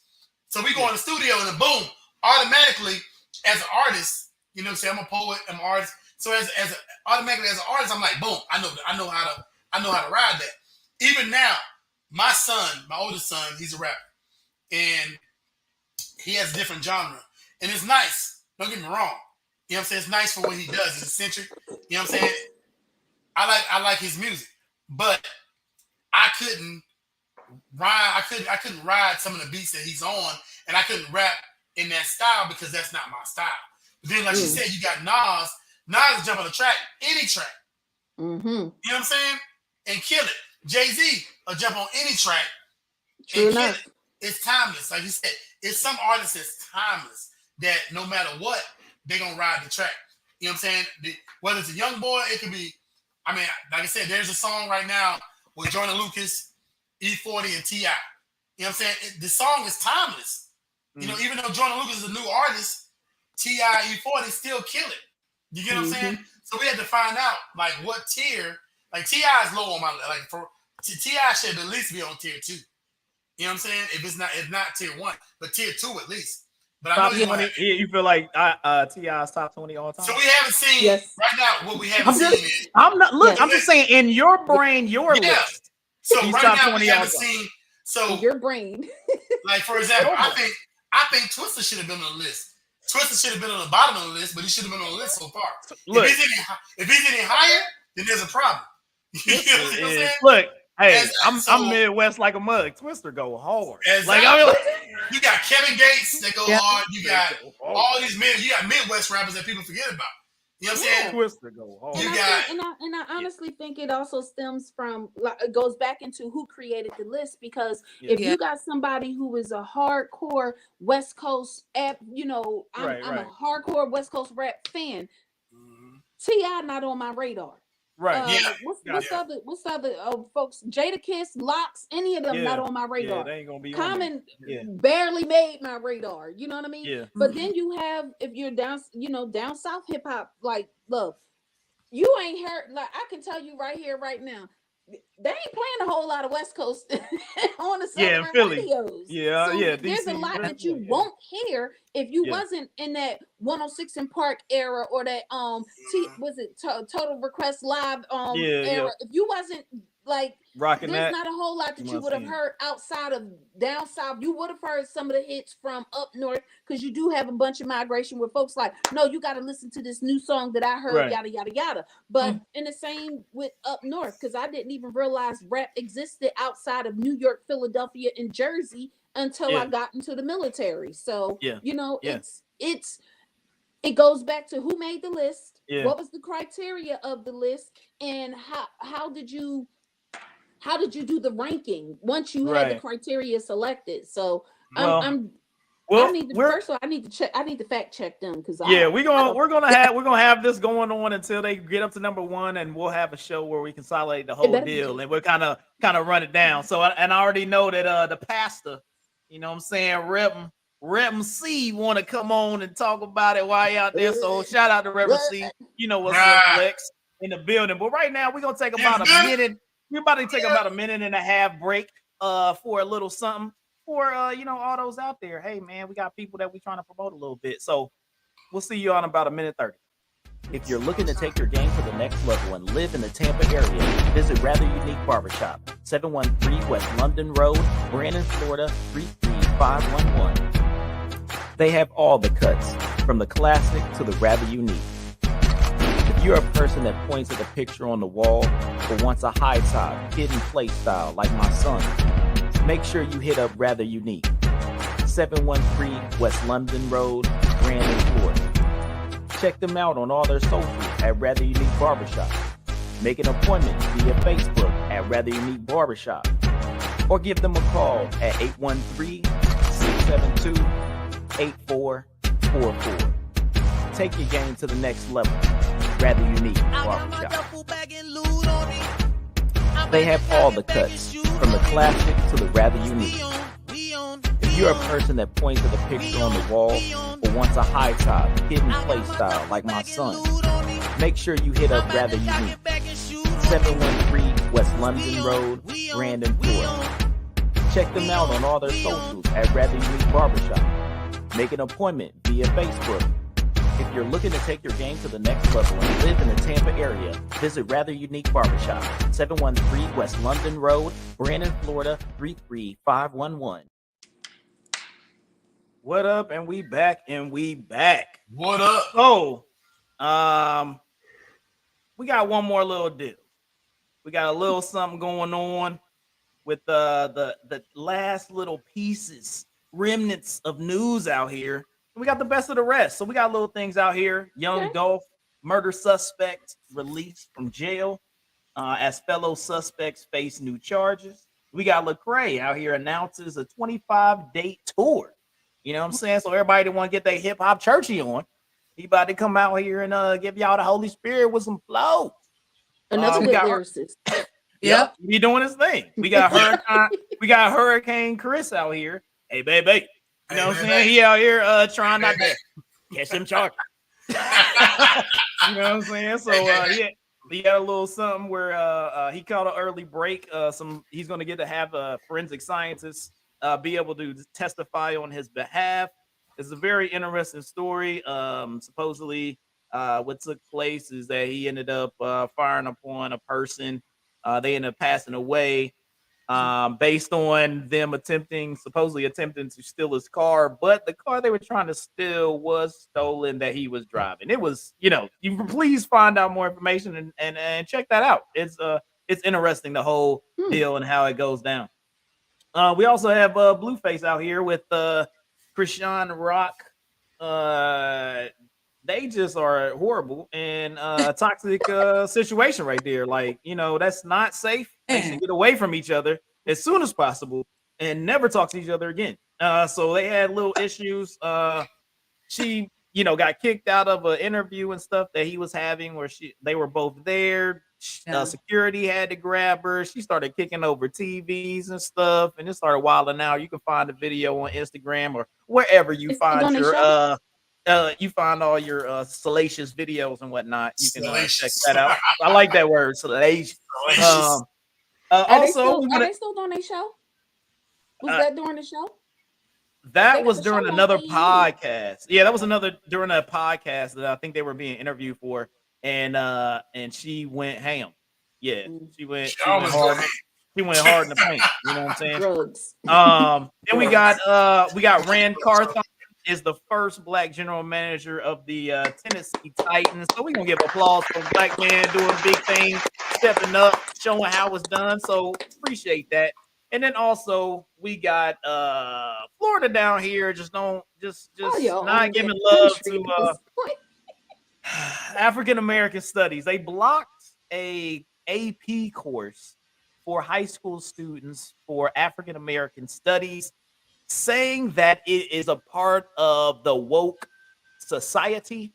And they passed the DeSantis, the governor DeSantis down here. They passed a stop woke bill last year, which they kind of threw this course into that bill situation based on this class could make people feel bad about themselves. And that is a part of the stop woke bill, is not to have people feel bad about themselves.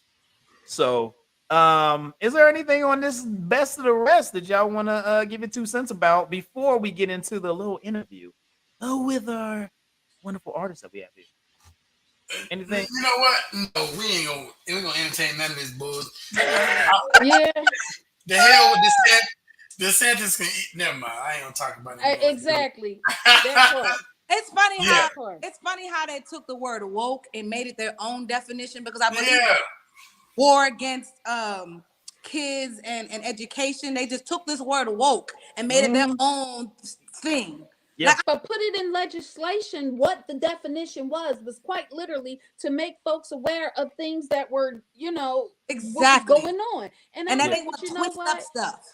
When you got enough, when you got people, when the corruption gets to the point where people are tired, you know what I'm saying? People are sick and tired of being sick and tired of being sick and tired.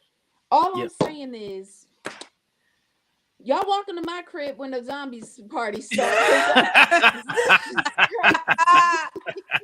When apocalypse start happening, I come feel on you. over. Well, There'll be plenty of liquor. Might not be no food, but there'll be plenty of we liquor. be drunk though. You'll be drunk. We won't. It's gonna be We won't. litty. We gonna be turned up. But all right. Well, we gonna keep it pushing now. Now we're moving on to the interview portion of our show, and I'm gonna say, Ross, take it away, man. So listen, I've been waiting for this for a long time, man. Hey, for real, I've been waiting for this a long time. I appreciate her blessing us with her presence. My little sis, Lady Shacklin, in the building. Oh my God! Hey, give it to her, man. Let's go. Let's clap it up for my little sis. So then, hey, sis, what's been up? Hey. First of all, tell everybody your background, what you do, how you do it. I would like to do it, but I want to let you know what. Tell the world what you do. Hello, my name is Shacklin, and I consider myself an international artist. But mostly consist of reggae music and dancehall music. I can pretty much do anything. It's pretty much what I feel in my heart. But mostly I always take the dancehall and the reggae thing when I go on stage, either be with my DJ or a band, and then whatever I do, that's my thing. I've been doing this since I was 13, performing live in front of people since I was 13 years old. I'm not gonna tell you how old I am now, but I will tell you. About grown. That's it. That's all they need to know. But I was in my father's Jamaican and my mother's African. And how they made me? They met in New York City, so that's how they made me. Nice. But it started off with my father. He played nothing but old school reggae music, lovers rock, and all these type of things. And he used to let me sing on a microphone. Back when the studio, when they had the stereos where you press the glass and it pop open. Yeah. And it was nothing but Bob Marley. And but from there, we used to have like events out in Tech when I was living in Texas. Well, I still live in Texas. I just don't want to. But we used to go out and they would have events and they play reggae music and food. Everybody would come together, and then everybody was surprised because the DJ gave me the microphone, and it was over from then. Oh man. I would say the first major artist that I opened up for was the late and great Gregory Isaac. He's a reggae artist. And he came to Dallas. He came with Mad Lion and Born Jamaicans. Oh. Wow. And at that point, I was about 15 years old at that point. And from there, I did a couple albums with some group of people. I was performing with a group called Masha Works, the Mystic Crew. And it was a crew of Jamaican artists probably about five or six of them, and I was the only female to come in Lady Shaka, and I performed with them. From there, I opened up for like comedians, Lavelle Crawford, Tommy Davidson, and all that stuff around that age. And then I stepped out into the city of Austin, and I'm just gonna sum it up. I just kept going out. I was in the Austin Hip Hop Awards. I was in the Reggae Fest, the Austin Reggae Fest. I opened up for Taurus Riley. I did the Urban Music Festival. I opened up for like Doug Fresh and Eric Benet and Black Street and all kind of stuff. So much, music is something that it's in my blood. Yeah. And I just kept getting blessed. I don't even know what to say. A lot of people's like, you don't want to get signed. It's not even about that. It's just, to be honest, I do get paid, of course, for doing the shows. People will ask me to. I'm through Texas. I'm in Dallas, Austin, Houston. You know what I'm saying? But really, it's just I love music. I can really do and touch anything, but majority of the time when you see me perform, I always have that dancehall reggae, and my DJ is a part of my performance. Always. Yes, nice. Always a part of my performance. So and that, so that's what's crazy about it is that I see the love for this music that you have. Like I watch, and so one of my new favorite songs is For Us. Right? Oh, yeah. And my wife looked at it, and my wife was like, I like that. I like her message, you know what I'm saying? And my wife listened, so I got my wife listen to you now. So but one of my favorite songs to this day is War. Right? I got my kids listening to War. You know what I'm saying? And it's like, I don't know if y'all heard Hayes and Leah, if y'all heard War, but that's one of my favorite songs. Y'all need to go check that out. And but so let me ask you this, because I want people to understand the difference in reggae and dancehall. Mm-hmm. So if you could explain to the people, explain the difference between reggae and dancehall, because I know you do both. But I want people to understand the difference between reggae and dancehall. Well, I'm gonna do my part as far as my music and my input at the end to answer the question, because I'm gonna make my point. Okay, got reggae music. Reggae music is more like more cultural. What I mean by that, you got your Rasta man, they have their locks. They're talking about stuff going on in the community, stuff going on with their people, things that you should do, upliftment, right? Then you have the dancehall. Now, dancehall is a little bit more graphic. It has more sexualized. It's more, more, I don't know. Now it's kind of a little more ingrained with a little bit of hip hop kind of. But then you also have lovers rock. Now, lovers rock is like reggae music, kind of mixed up dancehall, but they're more singing. You're talking about love. You know what I'm saying? And stuff like that. So there's a difference. Now, as far as my music, I can get on a dancehall rhythm and I'm gonna spit something cultural or something that makes sense or something that touches you with a mixture. I would say the reggae mix up. You know what I'm saying? Yeah. And I also do lovers rock where I sing, and I sing on a reggae kind of beat or a dancehall type of beat. But at least the beat is something that you can sing on. You know what I'm saying? Okay. So there's a difference. I say reggae music more so because people don't really know the difference, right? Right. Yeah. Right. And all you hear is reggae music. You know reggae music, right? Yeah. So, but I mix it up. But for my music, I can sing it and do it anywhere. If I get hired to do an event, I can sing every song that I have that I've created. And it's because I don't really I don't do profanity. I do stuff that touches you. It touches your heart. Yeah. Gotcha. That's just me. Okay. Camouflage. Gotcha. So let me ask you this. So currently, like right now, I know I listen to a lot of reggae music and I listen to a lot of Afro beats music. You know what I'm saying? Yeah. So being that you're, you know what I'm saying, you have both cultures, you know what I'm saying, you're a mix of both cultures. Do you find yourself getting into, because like I said, no, Afro beats is big right now. Do you find yourself either wanting to I guess pull that way as well, because not many artists can do both. You're a mixture of both. Do you find yourself wanting to even do, like, you know what I'm saying, the Afro beats or the Afro post or Afro pop and that type of music as well? Yeah, I'm actually working on Afro beats with some people that asked me to collaborate with them, but yeah, I say I'm an international artist because I can do everything and anything. I'm a friend. Yeah. You know, Get out. Yeah. that's you know. You know, like Spice. Yeah. Like, y'all know Spice, right? Y'all know Spice because she been on Love and Hip Hop, but Spice been around for a while. We've been listening to Spice for a long time. You know what I'm saying? So, but yeah, I reason why I call myself an international artist because I could do everything. Yeah. Anything that I feel, anything I touch, I can get. Like, I don't even understand how I got on the Austin Hip Hop Awards because they had like a little cipher. I think I sent it to you. Yeah. Cipher. I don't even remember how I got on there, but I did, and I did what I needed to do. Yeah, and you did your thing. Cause I was gonna say, hey, have y'all seen the cipher? Sold out. Yes. Like, listen, like so what I did was, and like say, you my sister, but at the same time, I still love your music. So over the years, I'll tell people, hey, listen to my homegirl. She better ride on this track. She better ride on this cipher, blah, blah, blah. You know what I'm saying? I've watched that cipher maybe 30 times. You know what I'm saying? Because you always like no, wait for it. Because what's the white boy that first started off went off. Yeah. Everybody went off, and I said, no, wait for it. Yeah. You know what I'm saying? So the fact that you're so versatile in your art form, and like I said, even when like I was around you for years in Kuwait, but I never really knew that you had that side of you till you got back to Texas. You know what I'm saying? Yeah.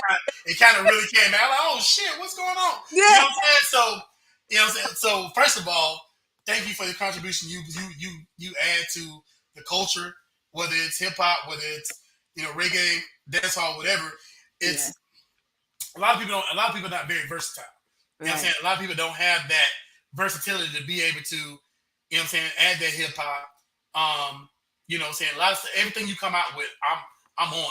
I'm like, look, you know what I'm saying? I ride every day, you know what I'm saying? And I listen, I got a playlist, and you on my playlist, you know what I'm saying? Not just now, but all the time. Like, you know what I'm saying? So, but I will say, like I said, you as an artist, I can see some people do it for the search for money, search for fame. That's some people do it for. But I've watched you do it for so long, I know why you're doing it. You know what I'm saying? It's in your heart. It's what you do. I watch your live performances, and I see that she about to go off. You know what I'm saying? It's about to go down. You know what I'm saying? So like I said, it's getting hype on the side. Yeah, for real. I'm like, you know what I'm saying? Like shit. I'll text her as soon as I see somebody. I'll hit her up. Say, go ahead, girl. You about to ride them. You know what I'm saying? But you know what I'm saying? I appreciate it because the art form is dying. Don't get me wrong. Yeah. And so let me ask you this, and I'm gonna let Aaliyah and Hayes, you know what I'm saying, ask their questions. So do you feel like, because I listen to reggaeton, I mean not reggaeton to reggae. Where I'm at right now is I'm in Orlando. There's a lot of reggaeton going on. There's a lot of cats that cross over or whatever. But like for example, one of my favorite songs right now is that we Run the Grung, the remix. You know what I'm talking about? What's this guy name? We Are Running Grung, and I'm gonna say it wrong. But anyway, so I've been listening to. I'm gonna pull it up in a minute. I'm gonna put it up in a second. So, but right now I'm really, you know what I'm saying, I'm really listening to a lot of reggae, a lot of Afro beats because I'm tired of hip hop. You know what I'm saying?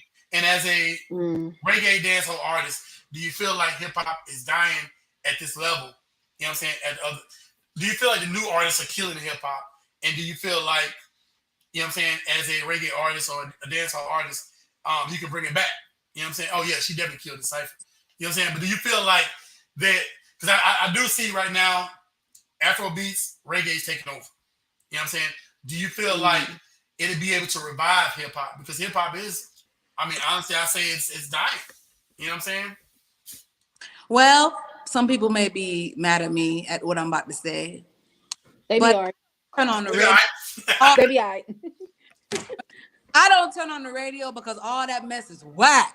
Every last piece whack. I don't understand. I don't know what's happening. Again, to me there's a difference between rap and MC and hip hop. MC goes hip hopping, but I do believe it's dying. I don't know how we're gonna get it back. Honestly, I don't know.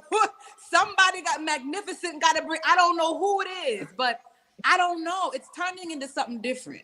Yeah. It's not even something that touches your heart anymore. It's not something that touches your mind anymore. It's just, I don't know what that is. confused. I don't know what it is. I don't even listen to the radio no more. Yeah. Yeah. I go on Pandora and put on my reggae dancer, Afrobeat, and go about my business. But all that stuff is whack. All of it's whack. I agree. 100%. Yep. I totally agree. And give you a headache too. Be like, yeah, for real. Turn this off. You just turn it off and switch over to Pandora because it's not anymore. If you listen to the words, like I know, like I was saying earlier, when Hayes and I did music together, you know what I'm saying? We was in the studio writing. And if it was garbage, somebody will tell you it was garbage. Right now, they don't tell you it's garbage no more. They're like, oh, that's fire. No, it's not. You know what I'm saying? Hayes just tell me straight up, nah, bro, let's rewrite that. Nah, man, that ain't gonna, you know what I'm saying, that ain't gonna work or whatever. You know what I'm saying? I'll be like, I'll rewrite it or whatever. And same thing for me and him.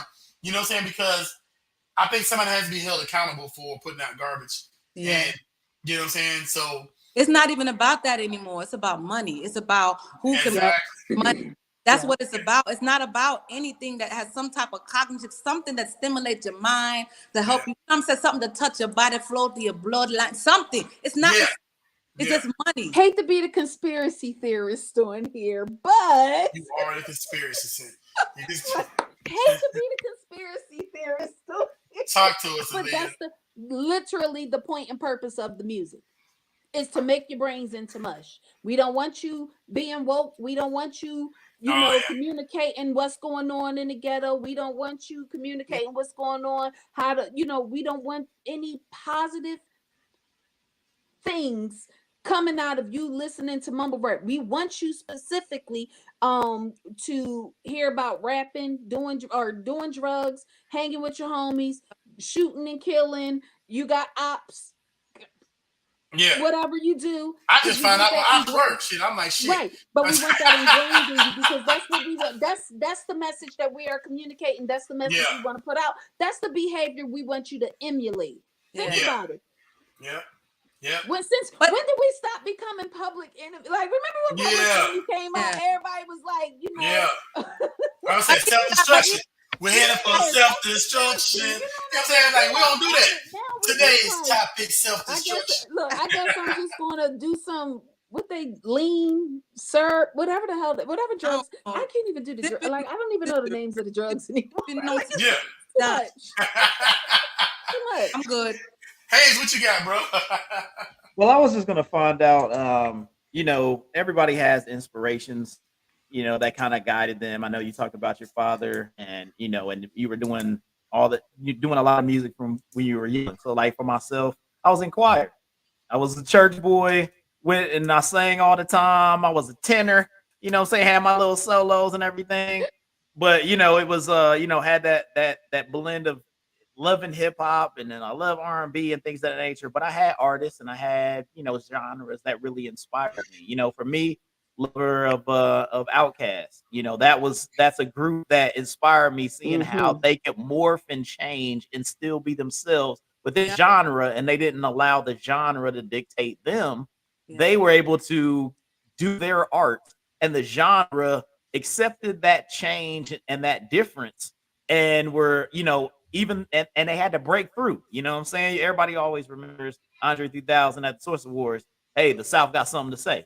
And it was one of those things where they were very inspirational, at least for me, as of, hey, I have a particular sound I like to make when I want it to be different than everybody else's. And I want to create that. So what were those artists or a time period or situation you were in that was inspiring for you as I'm creating music and continuing to push forward, from you being in the music for a long period of time? You have to have something that keeps you going. Keeps you keep stepping up to the mic again and going like, I want to put this out there. No matter who likes it, no matter how many likes, how many sales, how many whatever, to keep stepping up to the mic and going like, I got a story to tell and I want to keep putting it out there. Like, what was that inspiration for you? Oh my goodness. That's a beautiful question because I have a variety of different artists and I study them. I don't just listen to the music. I study them. I look at their performances. I see how they how they react with the audience and the people. But growing up when I was little, I loved me some Lauryn Hill. Okay. I would play that entire album over and over again. Okay, even with the Fugees, you know what I'm saying? Yeah. I love me some Lauren. I love me some Mary J. Blige. Okay. Now, as far as like the I love me. I mentioned not. So he's my favorite MC if I had to choose one. Okay, but in the culturally, it was obviously was Bob Marley. That's all I hear in my daddy's stereo, right? Then you have I don't know if you've heard of these people, but you have Barris Hammond is one of my favorite singers. He's kind of like the Stevie Wonder of Jamaica. And I love his had an music. opportunity to sing on stage with him. It was the most craziest thing. I came to see his concert, and somebody said, "Let Lady Shaka sing." He stopped the whole concert. He said, "Where's she at?" And I got on the stage. I sang one of his favorite songs that inspired me. It was called "Love from a Distance." And he put his arm around me, smiled at me, and as I was singing the song with the band, it was the most craziest thing. Who else? Nowadays, I love Massacre. And the reason why I like, he's a dancehall artist, but he's a dope lyricist. Now he be talking about some stuff that's off that I don't really, you know, I ain't with all that. But what's his name again? Let me write the that way that he down. comes up with it, in the way that it sounds. Your nasty. He said, "I'm about that crazy life." Yeah, you say crazy? Okay, cool. Yeah, I need to know that name again. Like, his name is Massacre. I don't know if you're going to understand, hear him, you know, when he spit it out, but his name is Massacre. Massacre. Another artist that I love these Got two. it. Writing it down now. I love these two artists I'm gonna mention because I actually seen them perform often. And I remember I told you I study the people that I listen to, and one of them is Kilperton. I don't know if you ever heard of Kilperton. I heard of him. But you have to see his performances live though. This man is like, he's got like battery. He got like a battery pack back there because he just keeps going and going. He doesn't stop. He don't breathe. He don't drink no water. It's not. He's the bar. I love him. And then the other person I really love is Baby Sham. I don't know if y'all know. Oh. I like Baby Sham. Yeah. Oh my! I like Baby Sham. I got an opportunity to open up in Houston, and but I've seen him before. I've actually seen him before throughout the years. I love going to there's a place called Flamingo Canteen in Austin. I love going to that place because when the artists come, it's more personal. It's not like a huge crowd. It be packed in there, but it's more personal where you can go and you can meet the artists. It's so close, you know, that you can meet them. It's beautiful. But yeah, I get inspiration from different genres of music. Obviously, reggae music is in my heart, but I do study them. I study the artists. I watch them. I see how they perform. So I take that into my performances. Hence, when you do see my performances, you watch them. I'm working out. I'm doing cardio. Yeah, for real. I see. That's why I draw it from. I draw it from Kilperton. I draw it from Baby Sham. I watch and I study. But it's just something that I love to do. I can't go without it. I honestly can't go without doing my music or perform. But I would rather perform than to record. I can record good too, but the performing is my favorite out of everything. Man. And so I got a question too for along that line. So with that being said, it's like, you know, I watch you perform, like I said, and it's like there's not a lot of artists out here that's performing like this. I do watch your performances. I watch anything you post. I'm watching it. And so, do you feel like there's a lot of other artists? Because I do. There's a couple of artists that I see around you a lot. I'm not sure of their names. I know there's one female I see was following you for a long time, and I see some other people or whatever. But it's like, so do you prefer to perform alone with your DJ, or do you perform with other artists, or what do you prefer as far as performing? Like, because I know sometimes I see other artists, sometimes I just see you by yourself. Mm-hmm. Yeah, well, when you see most of the performers, I'm in like a Jamaican island type of, you know how it is when you go to them type of environments with the type of music. It's different. Yeah. Is with hip hop. Everybody dancing. There's a dance that go with a certain song, a dancehall song. Come on, everybody know what I'm saying. They know the play and everybody know them regular things. But when I perform and you do see people pop up on there, that's because they feeling it and they jumping on there. You know what I'm saying? Yeah. And they are actually my friends and my people that I deal. My friend that's on there, Peter the Dancehall Diva. You know what I'm saying? That's my friend, but she come support me. She come on the stage and she rock with me. You know what I'm saying? Even the DJ know me. My DJ that I DJ with, I actually know them, and they know how I feel.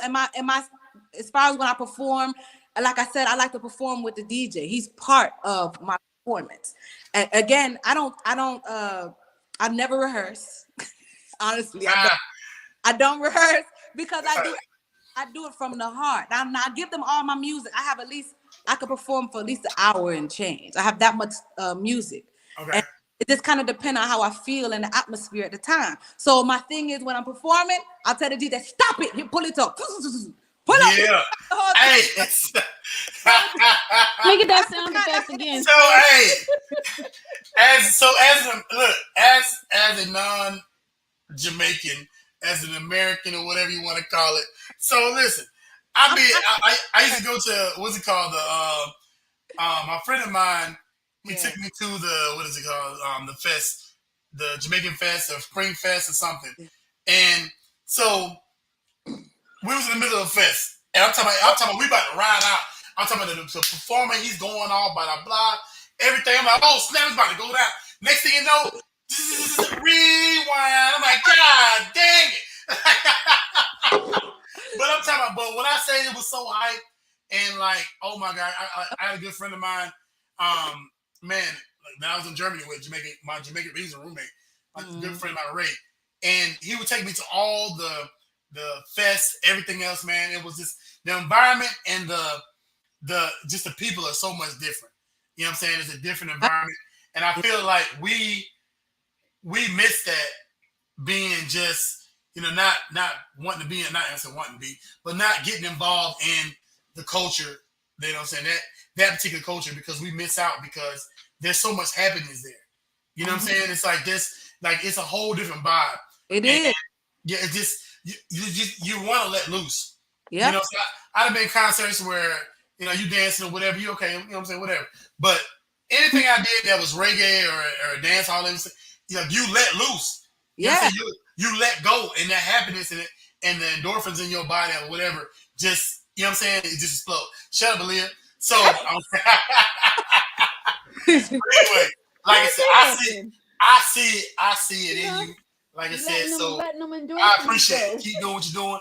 I'm definitely coming I'm coming eventually to one of your shows. So I'm going to tell the wife, hey, look, we're going to Texas or whatever it's going to be. Let me know when you're in Austin. Yeah, we're going to a show. You in Austin? Oh, I'm always in Austin. Oh, y'all both in Austin? No. I just tell her. She said she was in Texas. She didn't specify where. So I said, let me know when you in Austin. Where you at?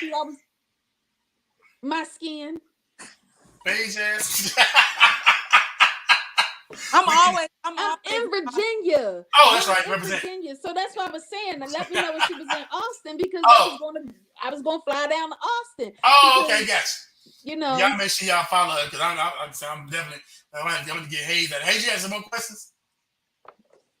No, I'm good, man. You do got a question, matter of fact. I'm good, man. We got 3 questions. I'm good, man. Yeah, you go ahead, knock it out, baby. So listen, sis. So we do this every show. Yeah. You got it, and then we got a session called Respect Your Deck. Hayes, hit me with it. Respect your deck. So respect your deck refers to, what I'm saying, who's your favorite artist? We're gonna go there first. We got your favorite artist, the person that you feel like, hey, this person is who I feel inspires me, blah, blah, blah. That's your person. Lauryn Hill. Boom. Have we ever had Lauryn Hill on there? Huh? No. On the show. So we never had Lauryn Hill on the show. So that's, you know what I'm saying? Obviously, we have Lauryn Hill on the show. Right. But we haven't had anybody say that Lauryn Hill was their favorite artist. Yeah. She's having a rough time with time discipline. So, but love her, though. Love her music. You play any of her songs, everybody, it's rocking every time. Yeah. You know what I'm saying? That she inspired me. She inspired me because I don't know, it's something about that lady. I remember laying down before there was internet and Facebook and all this stuff, MySpace, all that, Twitter. I would just lay there and listen to the entire album. I had my earphones on and I would listen to the whole album. Yeah. From top to bottom. That's one of the few albums you definitely can listen to. Yeah. So let me ask you this. So now, we gotta talk about your favorite album. What is that album that you just said you can listen to all the way through if you're having a bad day, if you know what I'm saying, whatever's going on, that's that album you listen to. Does it have to be an album? Yes. Because I was man.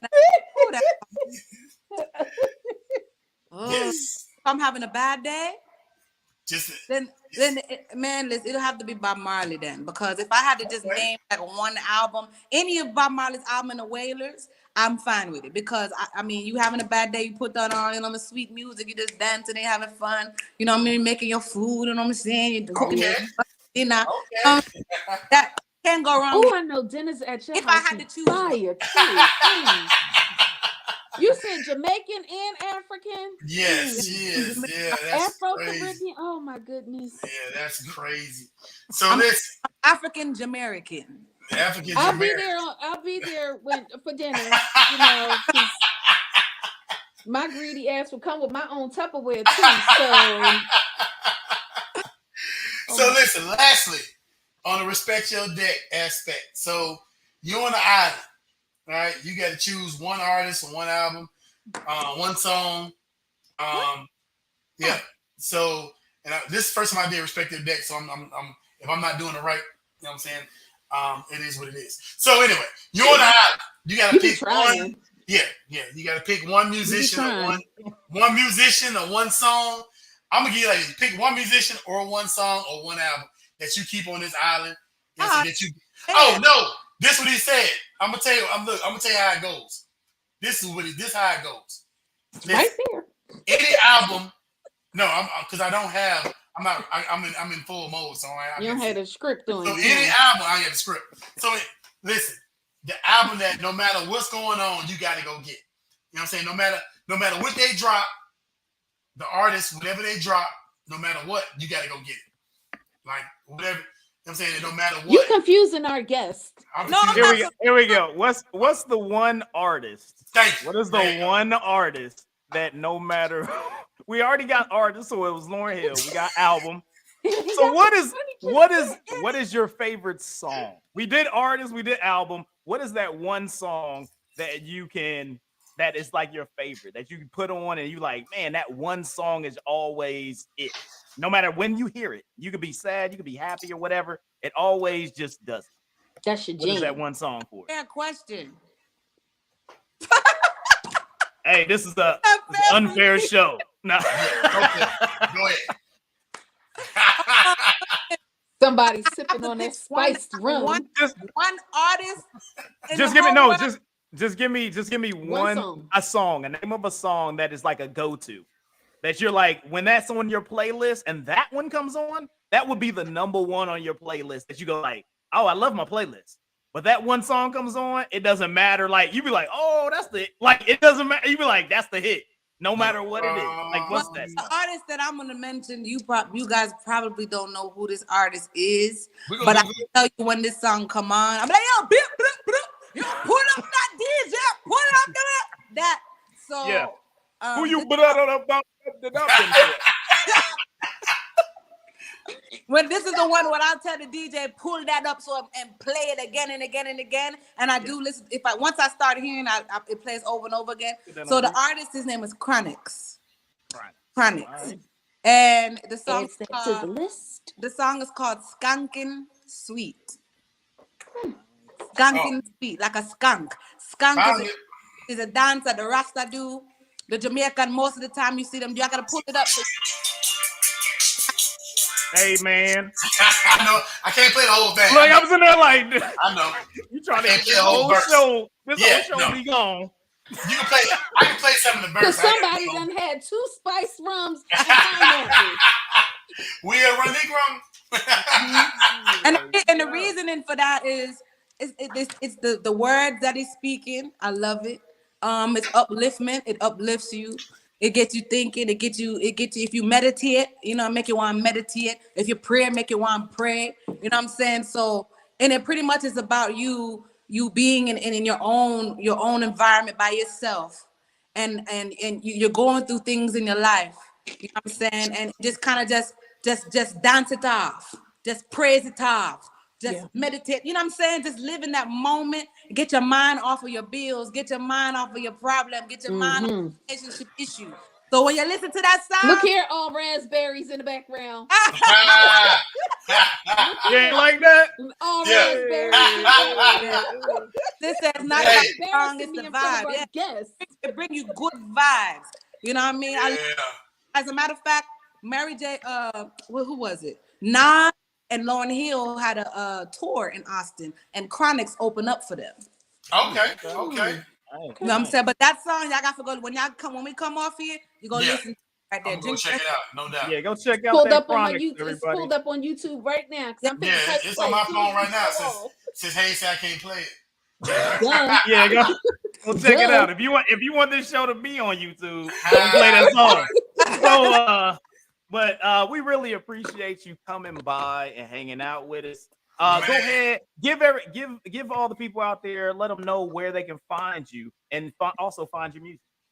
Yeah, everything is Lady Shacklin. So you're gonna find me on Instagram. You're gonna find me on Facebook. You can find me on YouTube. You know what I'm saying? I do have a mixtape. It's old, but I still perform most of those songs. And when I do, it's on Bandcamp. It's called Triumph Volume 1. It's a mixtape. I actually have it's a real mixtape. I actually have a DJ in there mixing it and talking during the thing. It's a real mixtape. So you can find me on all that. March 11th, I do have an event. It's a Caribbean festival in Austin, Texas, actually. They're going to be on March 11th. Big up to my sister in Pizza. March 11th. Friend right there. You know what I'm saying? It's my bestie best. She's by my side when I perform. Big up to my brother in Eastham. I call him. He's another really good artist out in Austin, Texas, or in the Walipa, Texas. You know what I'm saying? But yeah, Lady Shacklin, come see me. Let's go. Hey, we appreciate you. Thank you. Man, sis, I'm so glad you came through, man. For real. I just subscribed to the YouTube channel. Hey. Yeah. Make sure you subscribe. All right, we got one last thing. It's my week. We got the top almost 4, and I'm about to come with, and we almost to 2 hours. Let's get it. Almost in the line. We talking to the queen, though. We talking to Lady Shacklin, dog. 2 hours ain't much. Let's go. So this is what I'm going with. I got best 80s hip hop group is right now. So we about to pull out some stuff. I got some honorable mentions out here. Honorable mention Eric B and Rakim. Yes. Honorable mention. Yes. Honorable mention. Honorable mention. Wait a minute. Gangstar. Okay. Yeah. That's what I was saying. Honorable mention. Wait a minute. Honorable mention. All right, I'm rock with you. EPMD. What? Okay. But you said honorable mention. I said 80s. Your top 3 gonna be fire, bitch. At number 4, Beastie Boys. Trash. I know, right? Okay. EPMD, Beastie Boys. Look now. Trash. Go. Number 3, Run DMC. Okay. Number two, I kind of cheated. I did a tie. I got BDP and Public Enemy. Oh, okay. Boogie Down Productions. Yeah. Gotcha. And then number 1, even though they only had one album in that 80s time frame, but the album changed the genre a lot, and that would be NWA. Oh. Good night and goodbye. All right. So tell me, Roz, tell me. First of all, talk to me. Trash. Yeah. Talk to me. Yeah. List. Trash. Who's one? Oh yeah. I wish. Who's with one? you, dog. Who's one? EPMD. Who's one? Who's one? Who's one? Eric B and Rakim. We actually agree. That's Eric B and Rakim. So you put Eric B and Rakim above BDP? Yes. And Public Enemy? Yes. Eric B and Rakim. Yep. That's yes. right there.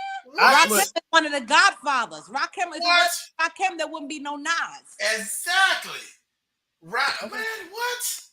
All right. How do you pick the Beastie Boys over Eric B and Rakim? Beastie Boys over Eric B and over EPMD. Period. I mean, goodness. You know, they was kind of, it was fun, but it was a novelty. So I say Eric B and Rakim, EPMD. Then you got Public Enemy. Yeah, I You like know what I'm saying. And then who else was it? That's it. You're doing your list. Go ahead. I'm just saying what I got. So go ahead. top 3 for me would be EPMD. I mean, no. Airbnb and Rakim, EPMD, then Public Enemy. And then you got everybody else to be honorable mentions. Beastie Boys be down in the bottom. Beastie Boys wouldn't be mentioned, but whatever. Who you got, Aaliyah? Honestly, I like the Eric B and Rakim is number 1. I'm saying EPMD, number 2, the Boogie Down Productions, and Public Enemy, whoever, what the hell it was, Boogie Down, all of them, number 3. Yeah. And then I would do NWA, and I say that because that's the era I grew up listening to, actually learning what rap was and actually being allowed to listen to rap. And when NWA came on the scene, I can remember me and my uncles actually with the cassette tape listening to that joint back to back, because that's when the whole Fuck the Police came out and all, you know what I mean? So that was the whole, that's when it was like, oh, you could say that in rap. You remember? So it was like, that's my top 4. Everything else was trash. What you got, Shaq? And you like, go ahead. What's your list? I definitely love Regime's Order. Definitely Rakim in the top tier, because he made the way for a lot. Like I mentioned a few seconds ago, Nas, and I think even RZA even from that. I even think Jay even came a little bit from that. So yeah, I can't remember all the list, but that the what you call them people, them Beastie Boy, who y'all talk about? They got to come off the list. Who you talk about? I don't know why you thought about them. Yeah. I don't know why they even put them on. So hey, all right, fantastic. Well, that was fantastic. Well done. My list was trash based on the 3 other people that was in here. I mean, because but this is my only argument. This is my only argument of, you know, in this genre or this list that I put up, I was also giving credence to history and people that paved the way. So that was a part of my list. So on your guys' list, very much. Hey, Eric B and Rakim, Don't Sweat the Technique, all that. Like, those was my joints. Don't Sweat the Technique came out in the 90s, but those were things that was like, as of 80s albums, I looked at albums that came out in the 80s. You had multiples that came out by the Beastie Boys. You had multiples that came out by Run DMC. You had multiples that came out by PDP, Public Enemy. I forgot about Run NWA was the only one that only came out one album. Airbnb and Rakim had 2. I think EPMD had 2. Gangstar had like 1 in the 80s. But because they were so strong, I put them on as honorable mentions and they were on my list. Now, Airbnb and Rakim, I look at it like Rakim took off by himself in the 90s and was a killer. And I was like, yo, it was dope. Like, I felt like he continued to be a beast, which made his name even bigger. But I looked at the 80s and I looked at, okay, so you have people come. But I understand. But that was the criteria that I put it together, because I respected the pathway that they also gave as well, because some of the people didn't necessarily give, I wouldn't say like the pathway, they did give some credence and gave motivation for those that then became significant in the 90s. Like, Eric B and Rakim, for sure, gave it to them in the 90s, where those groups and people like Outkast and things like that, like, looked at the way that they flowed in the DJ. Like, I also could have been like, hey, let's put Fresh Prince, DJ, you know, say DJ Jazzy Jeff, Fresh Prince killed it in the 80s. But I was like, I would like to go with a little more. I was like, well, they weren't all the way back then. Like, you know what I'm saying? They didn't have stuff in 84, 83 and coming through. So that's the way that I put it together. But I totally understand your arguments and your guys' list. And that's why we make them, to have this conversation. Fantastic. Yay. Well, we did Good job, Hayes. All right, guys. Well, once again, make sure that you go out there, support us, subscribe, hit the like button, hit the notifications, the bells, all bells and whistles and all that good stuff. Make sure that you go out here and see Lady Shacklin doing her thing out in Austin, everywhere. Hit her up on the socials. It has the links down below. We got her YouTube channel as well as her Instagram is down below. So if you're watching this video, go check her out, go follow her, go subscribe to her channel as well. Everybody out there, once again, have a fantastic week. if you want to make fun of me again, here's my list. You know what I'm saying? Check it out. You know what I'm saying? If you don't like it, I don't care. It is what it is. You know what I'm saying? Do your thing. Hey, and also if you're out there and you're having a bad day, hopefully we helped out your day. And if you have any issues, make sure you give somebody a call, talk to somebody, do something. Don't think that your life is just a waste. It's more than that. You know what I'm saying? People out there that care for you. So make sure you hit that up if you need anything that's out there. But we about to get up out of here. Hit us up, like, subscribe, notifications, rise. The perspective down there. Hold up, let me get it right. The perspective down there. And make sure you go check her out. If you're in the Austin area, or hit her up on YouTube. Lady Shacklin, thank you so much for coming in and hanging with us. Fuck, all that. Why you ain't got the sound effect? What about? Look, I don't have them. I gotta make my sound effects. There you go. He got it. You know what I'm saying? Hey, we really appreciate you for coming out and hanging out with us, everyone. No doubt, sis. Y'all have a great one. Have a good out.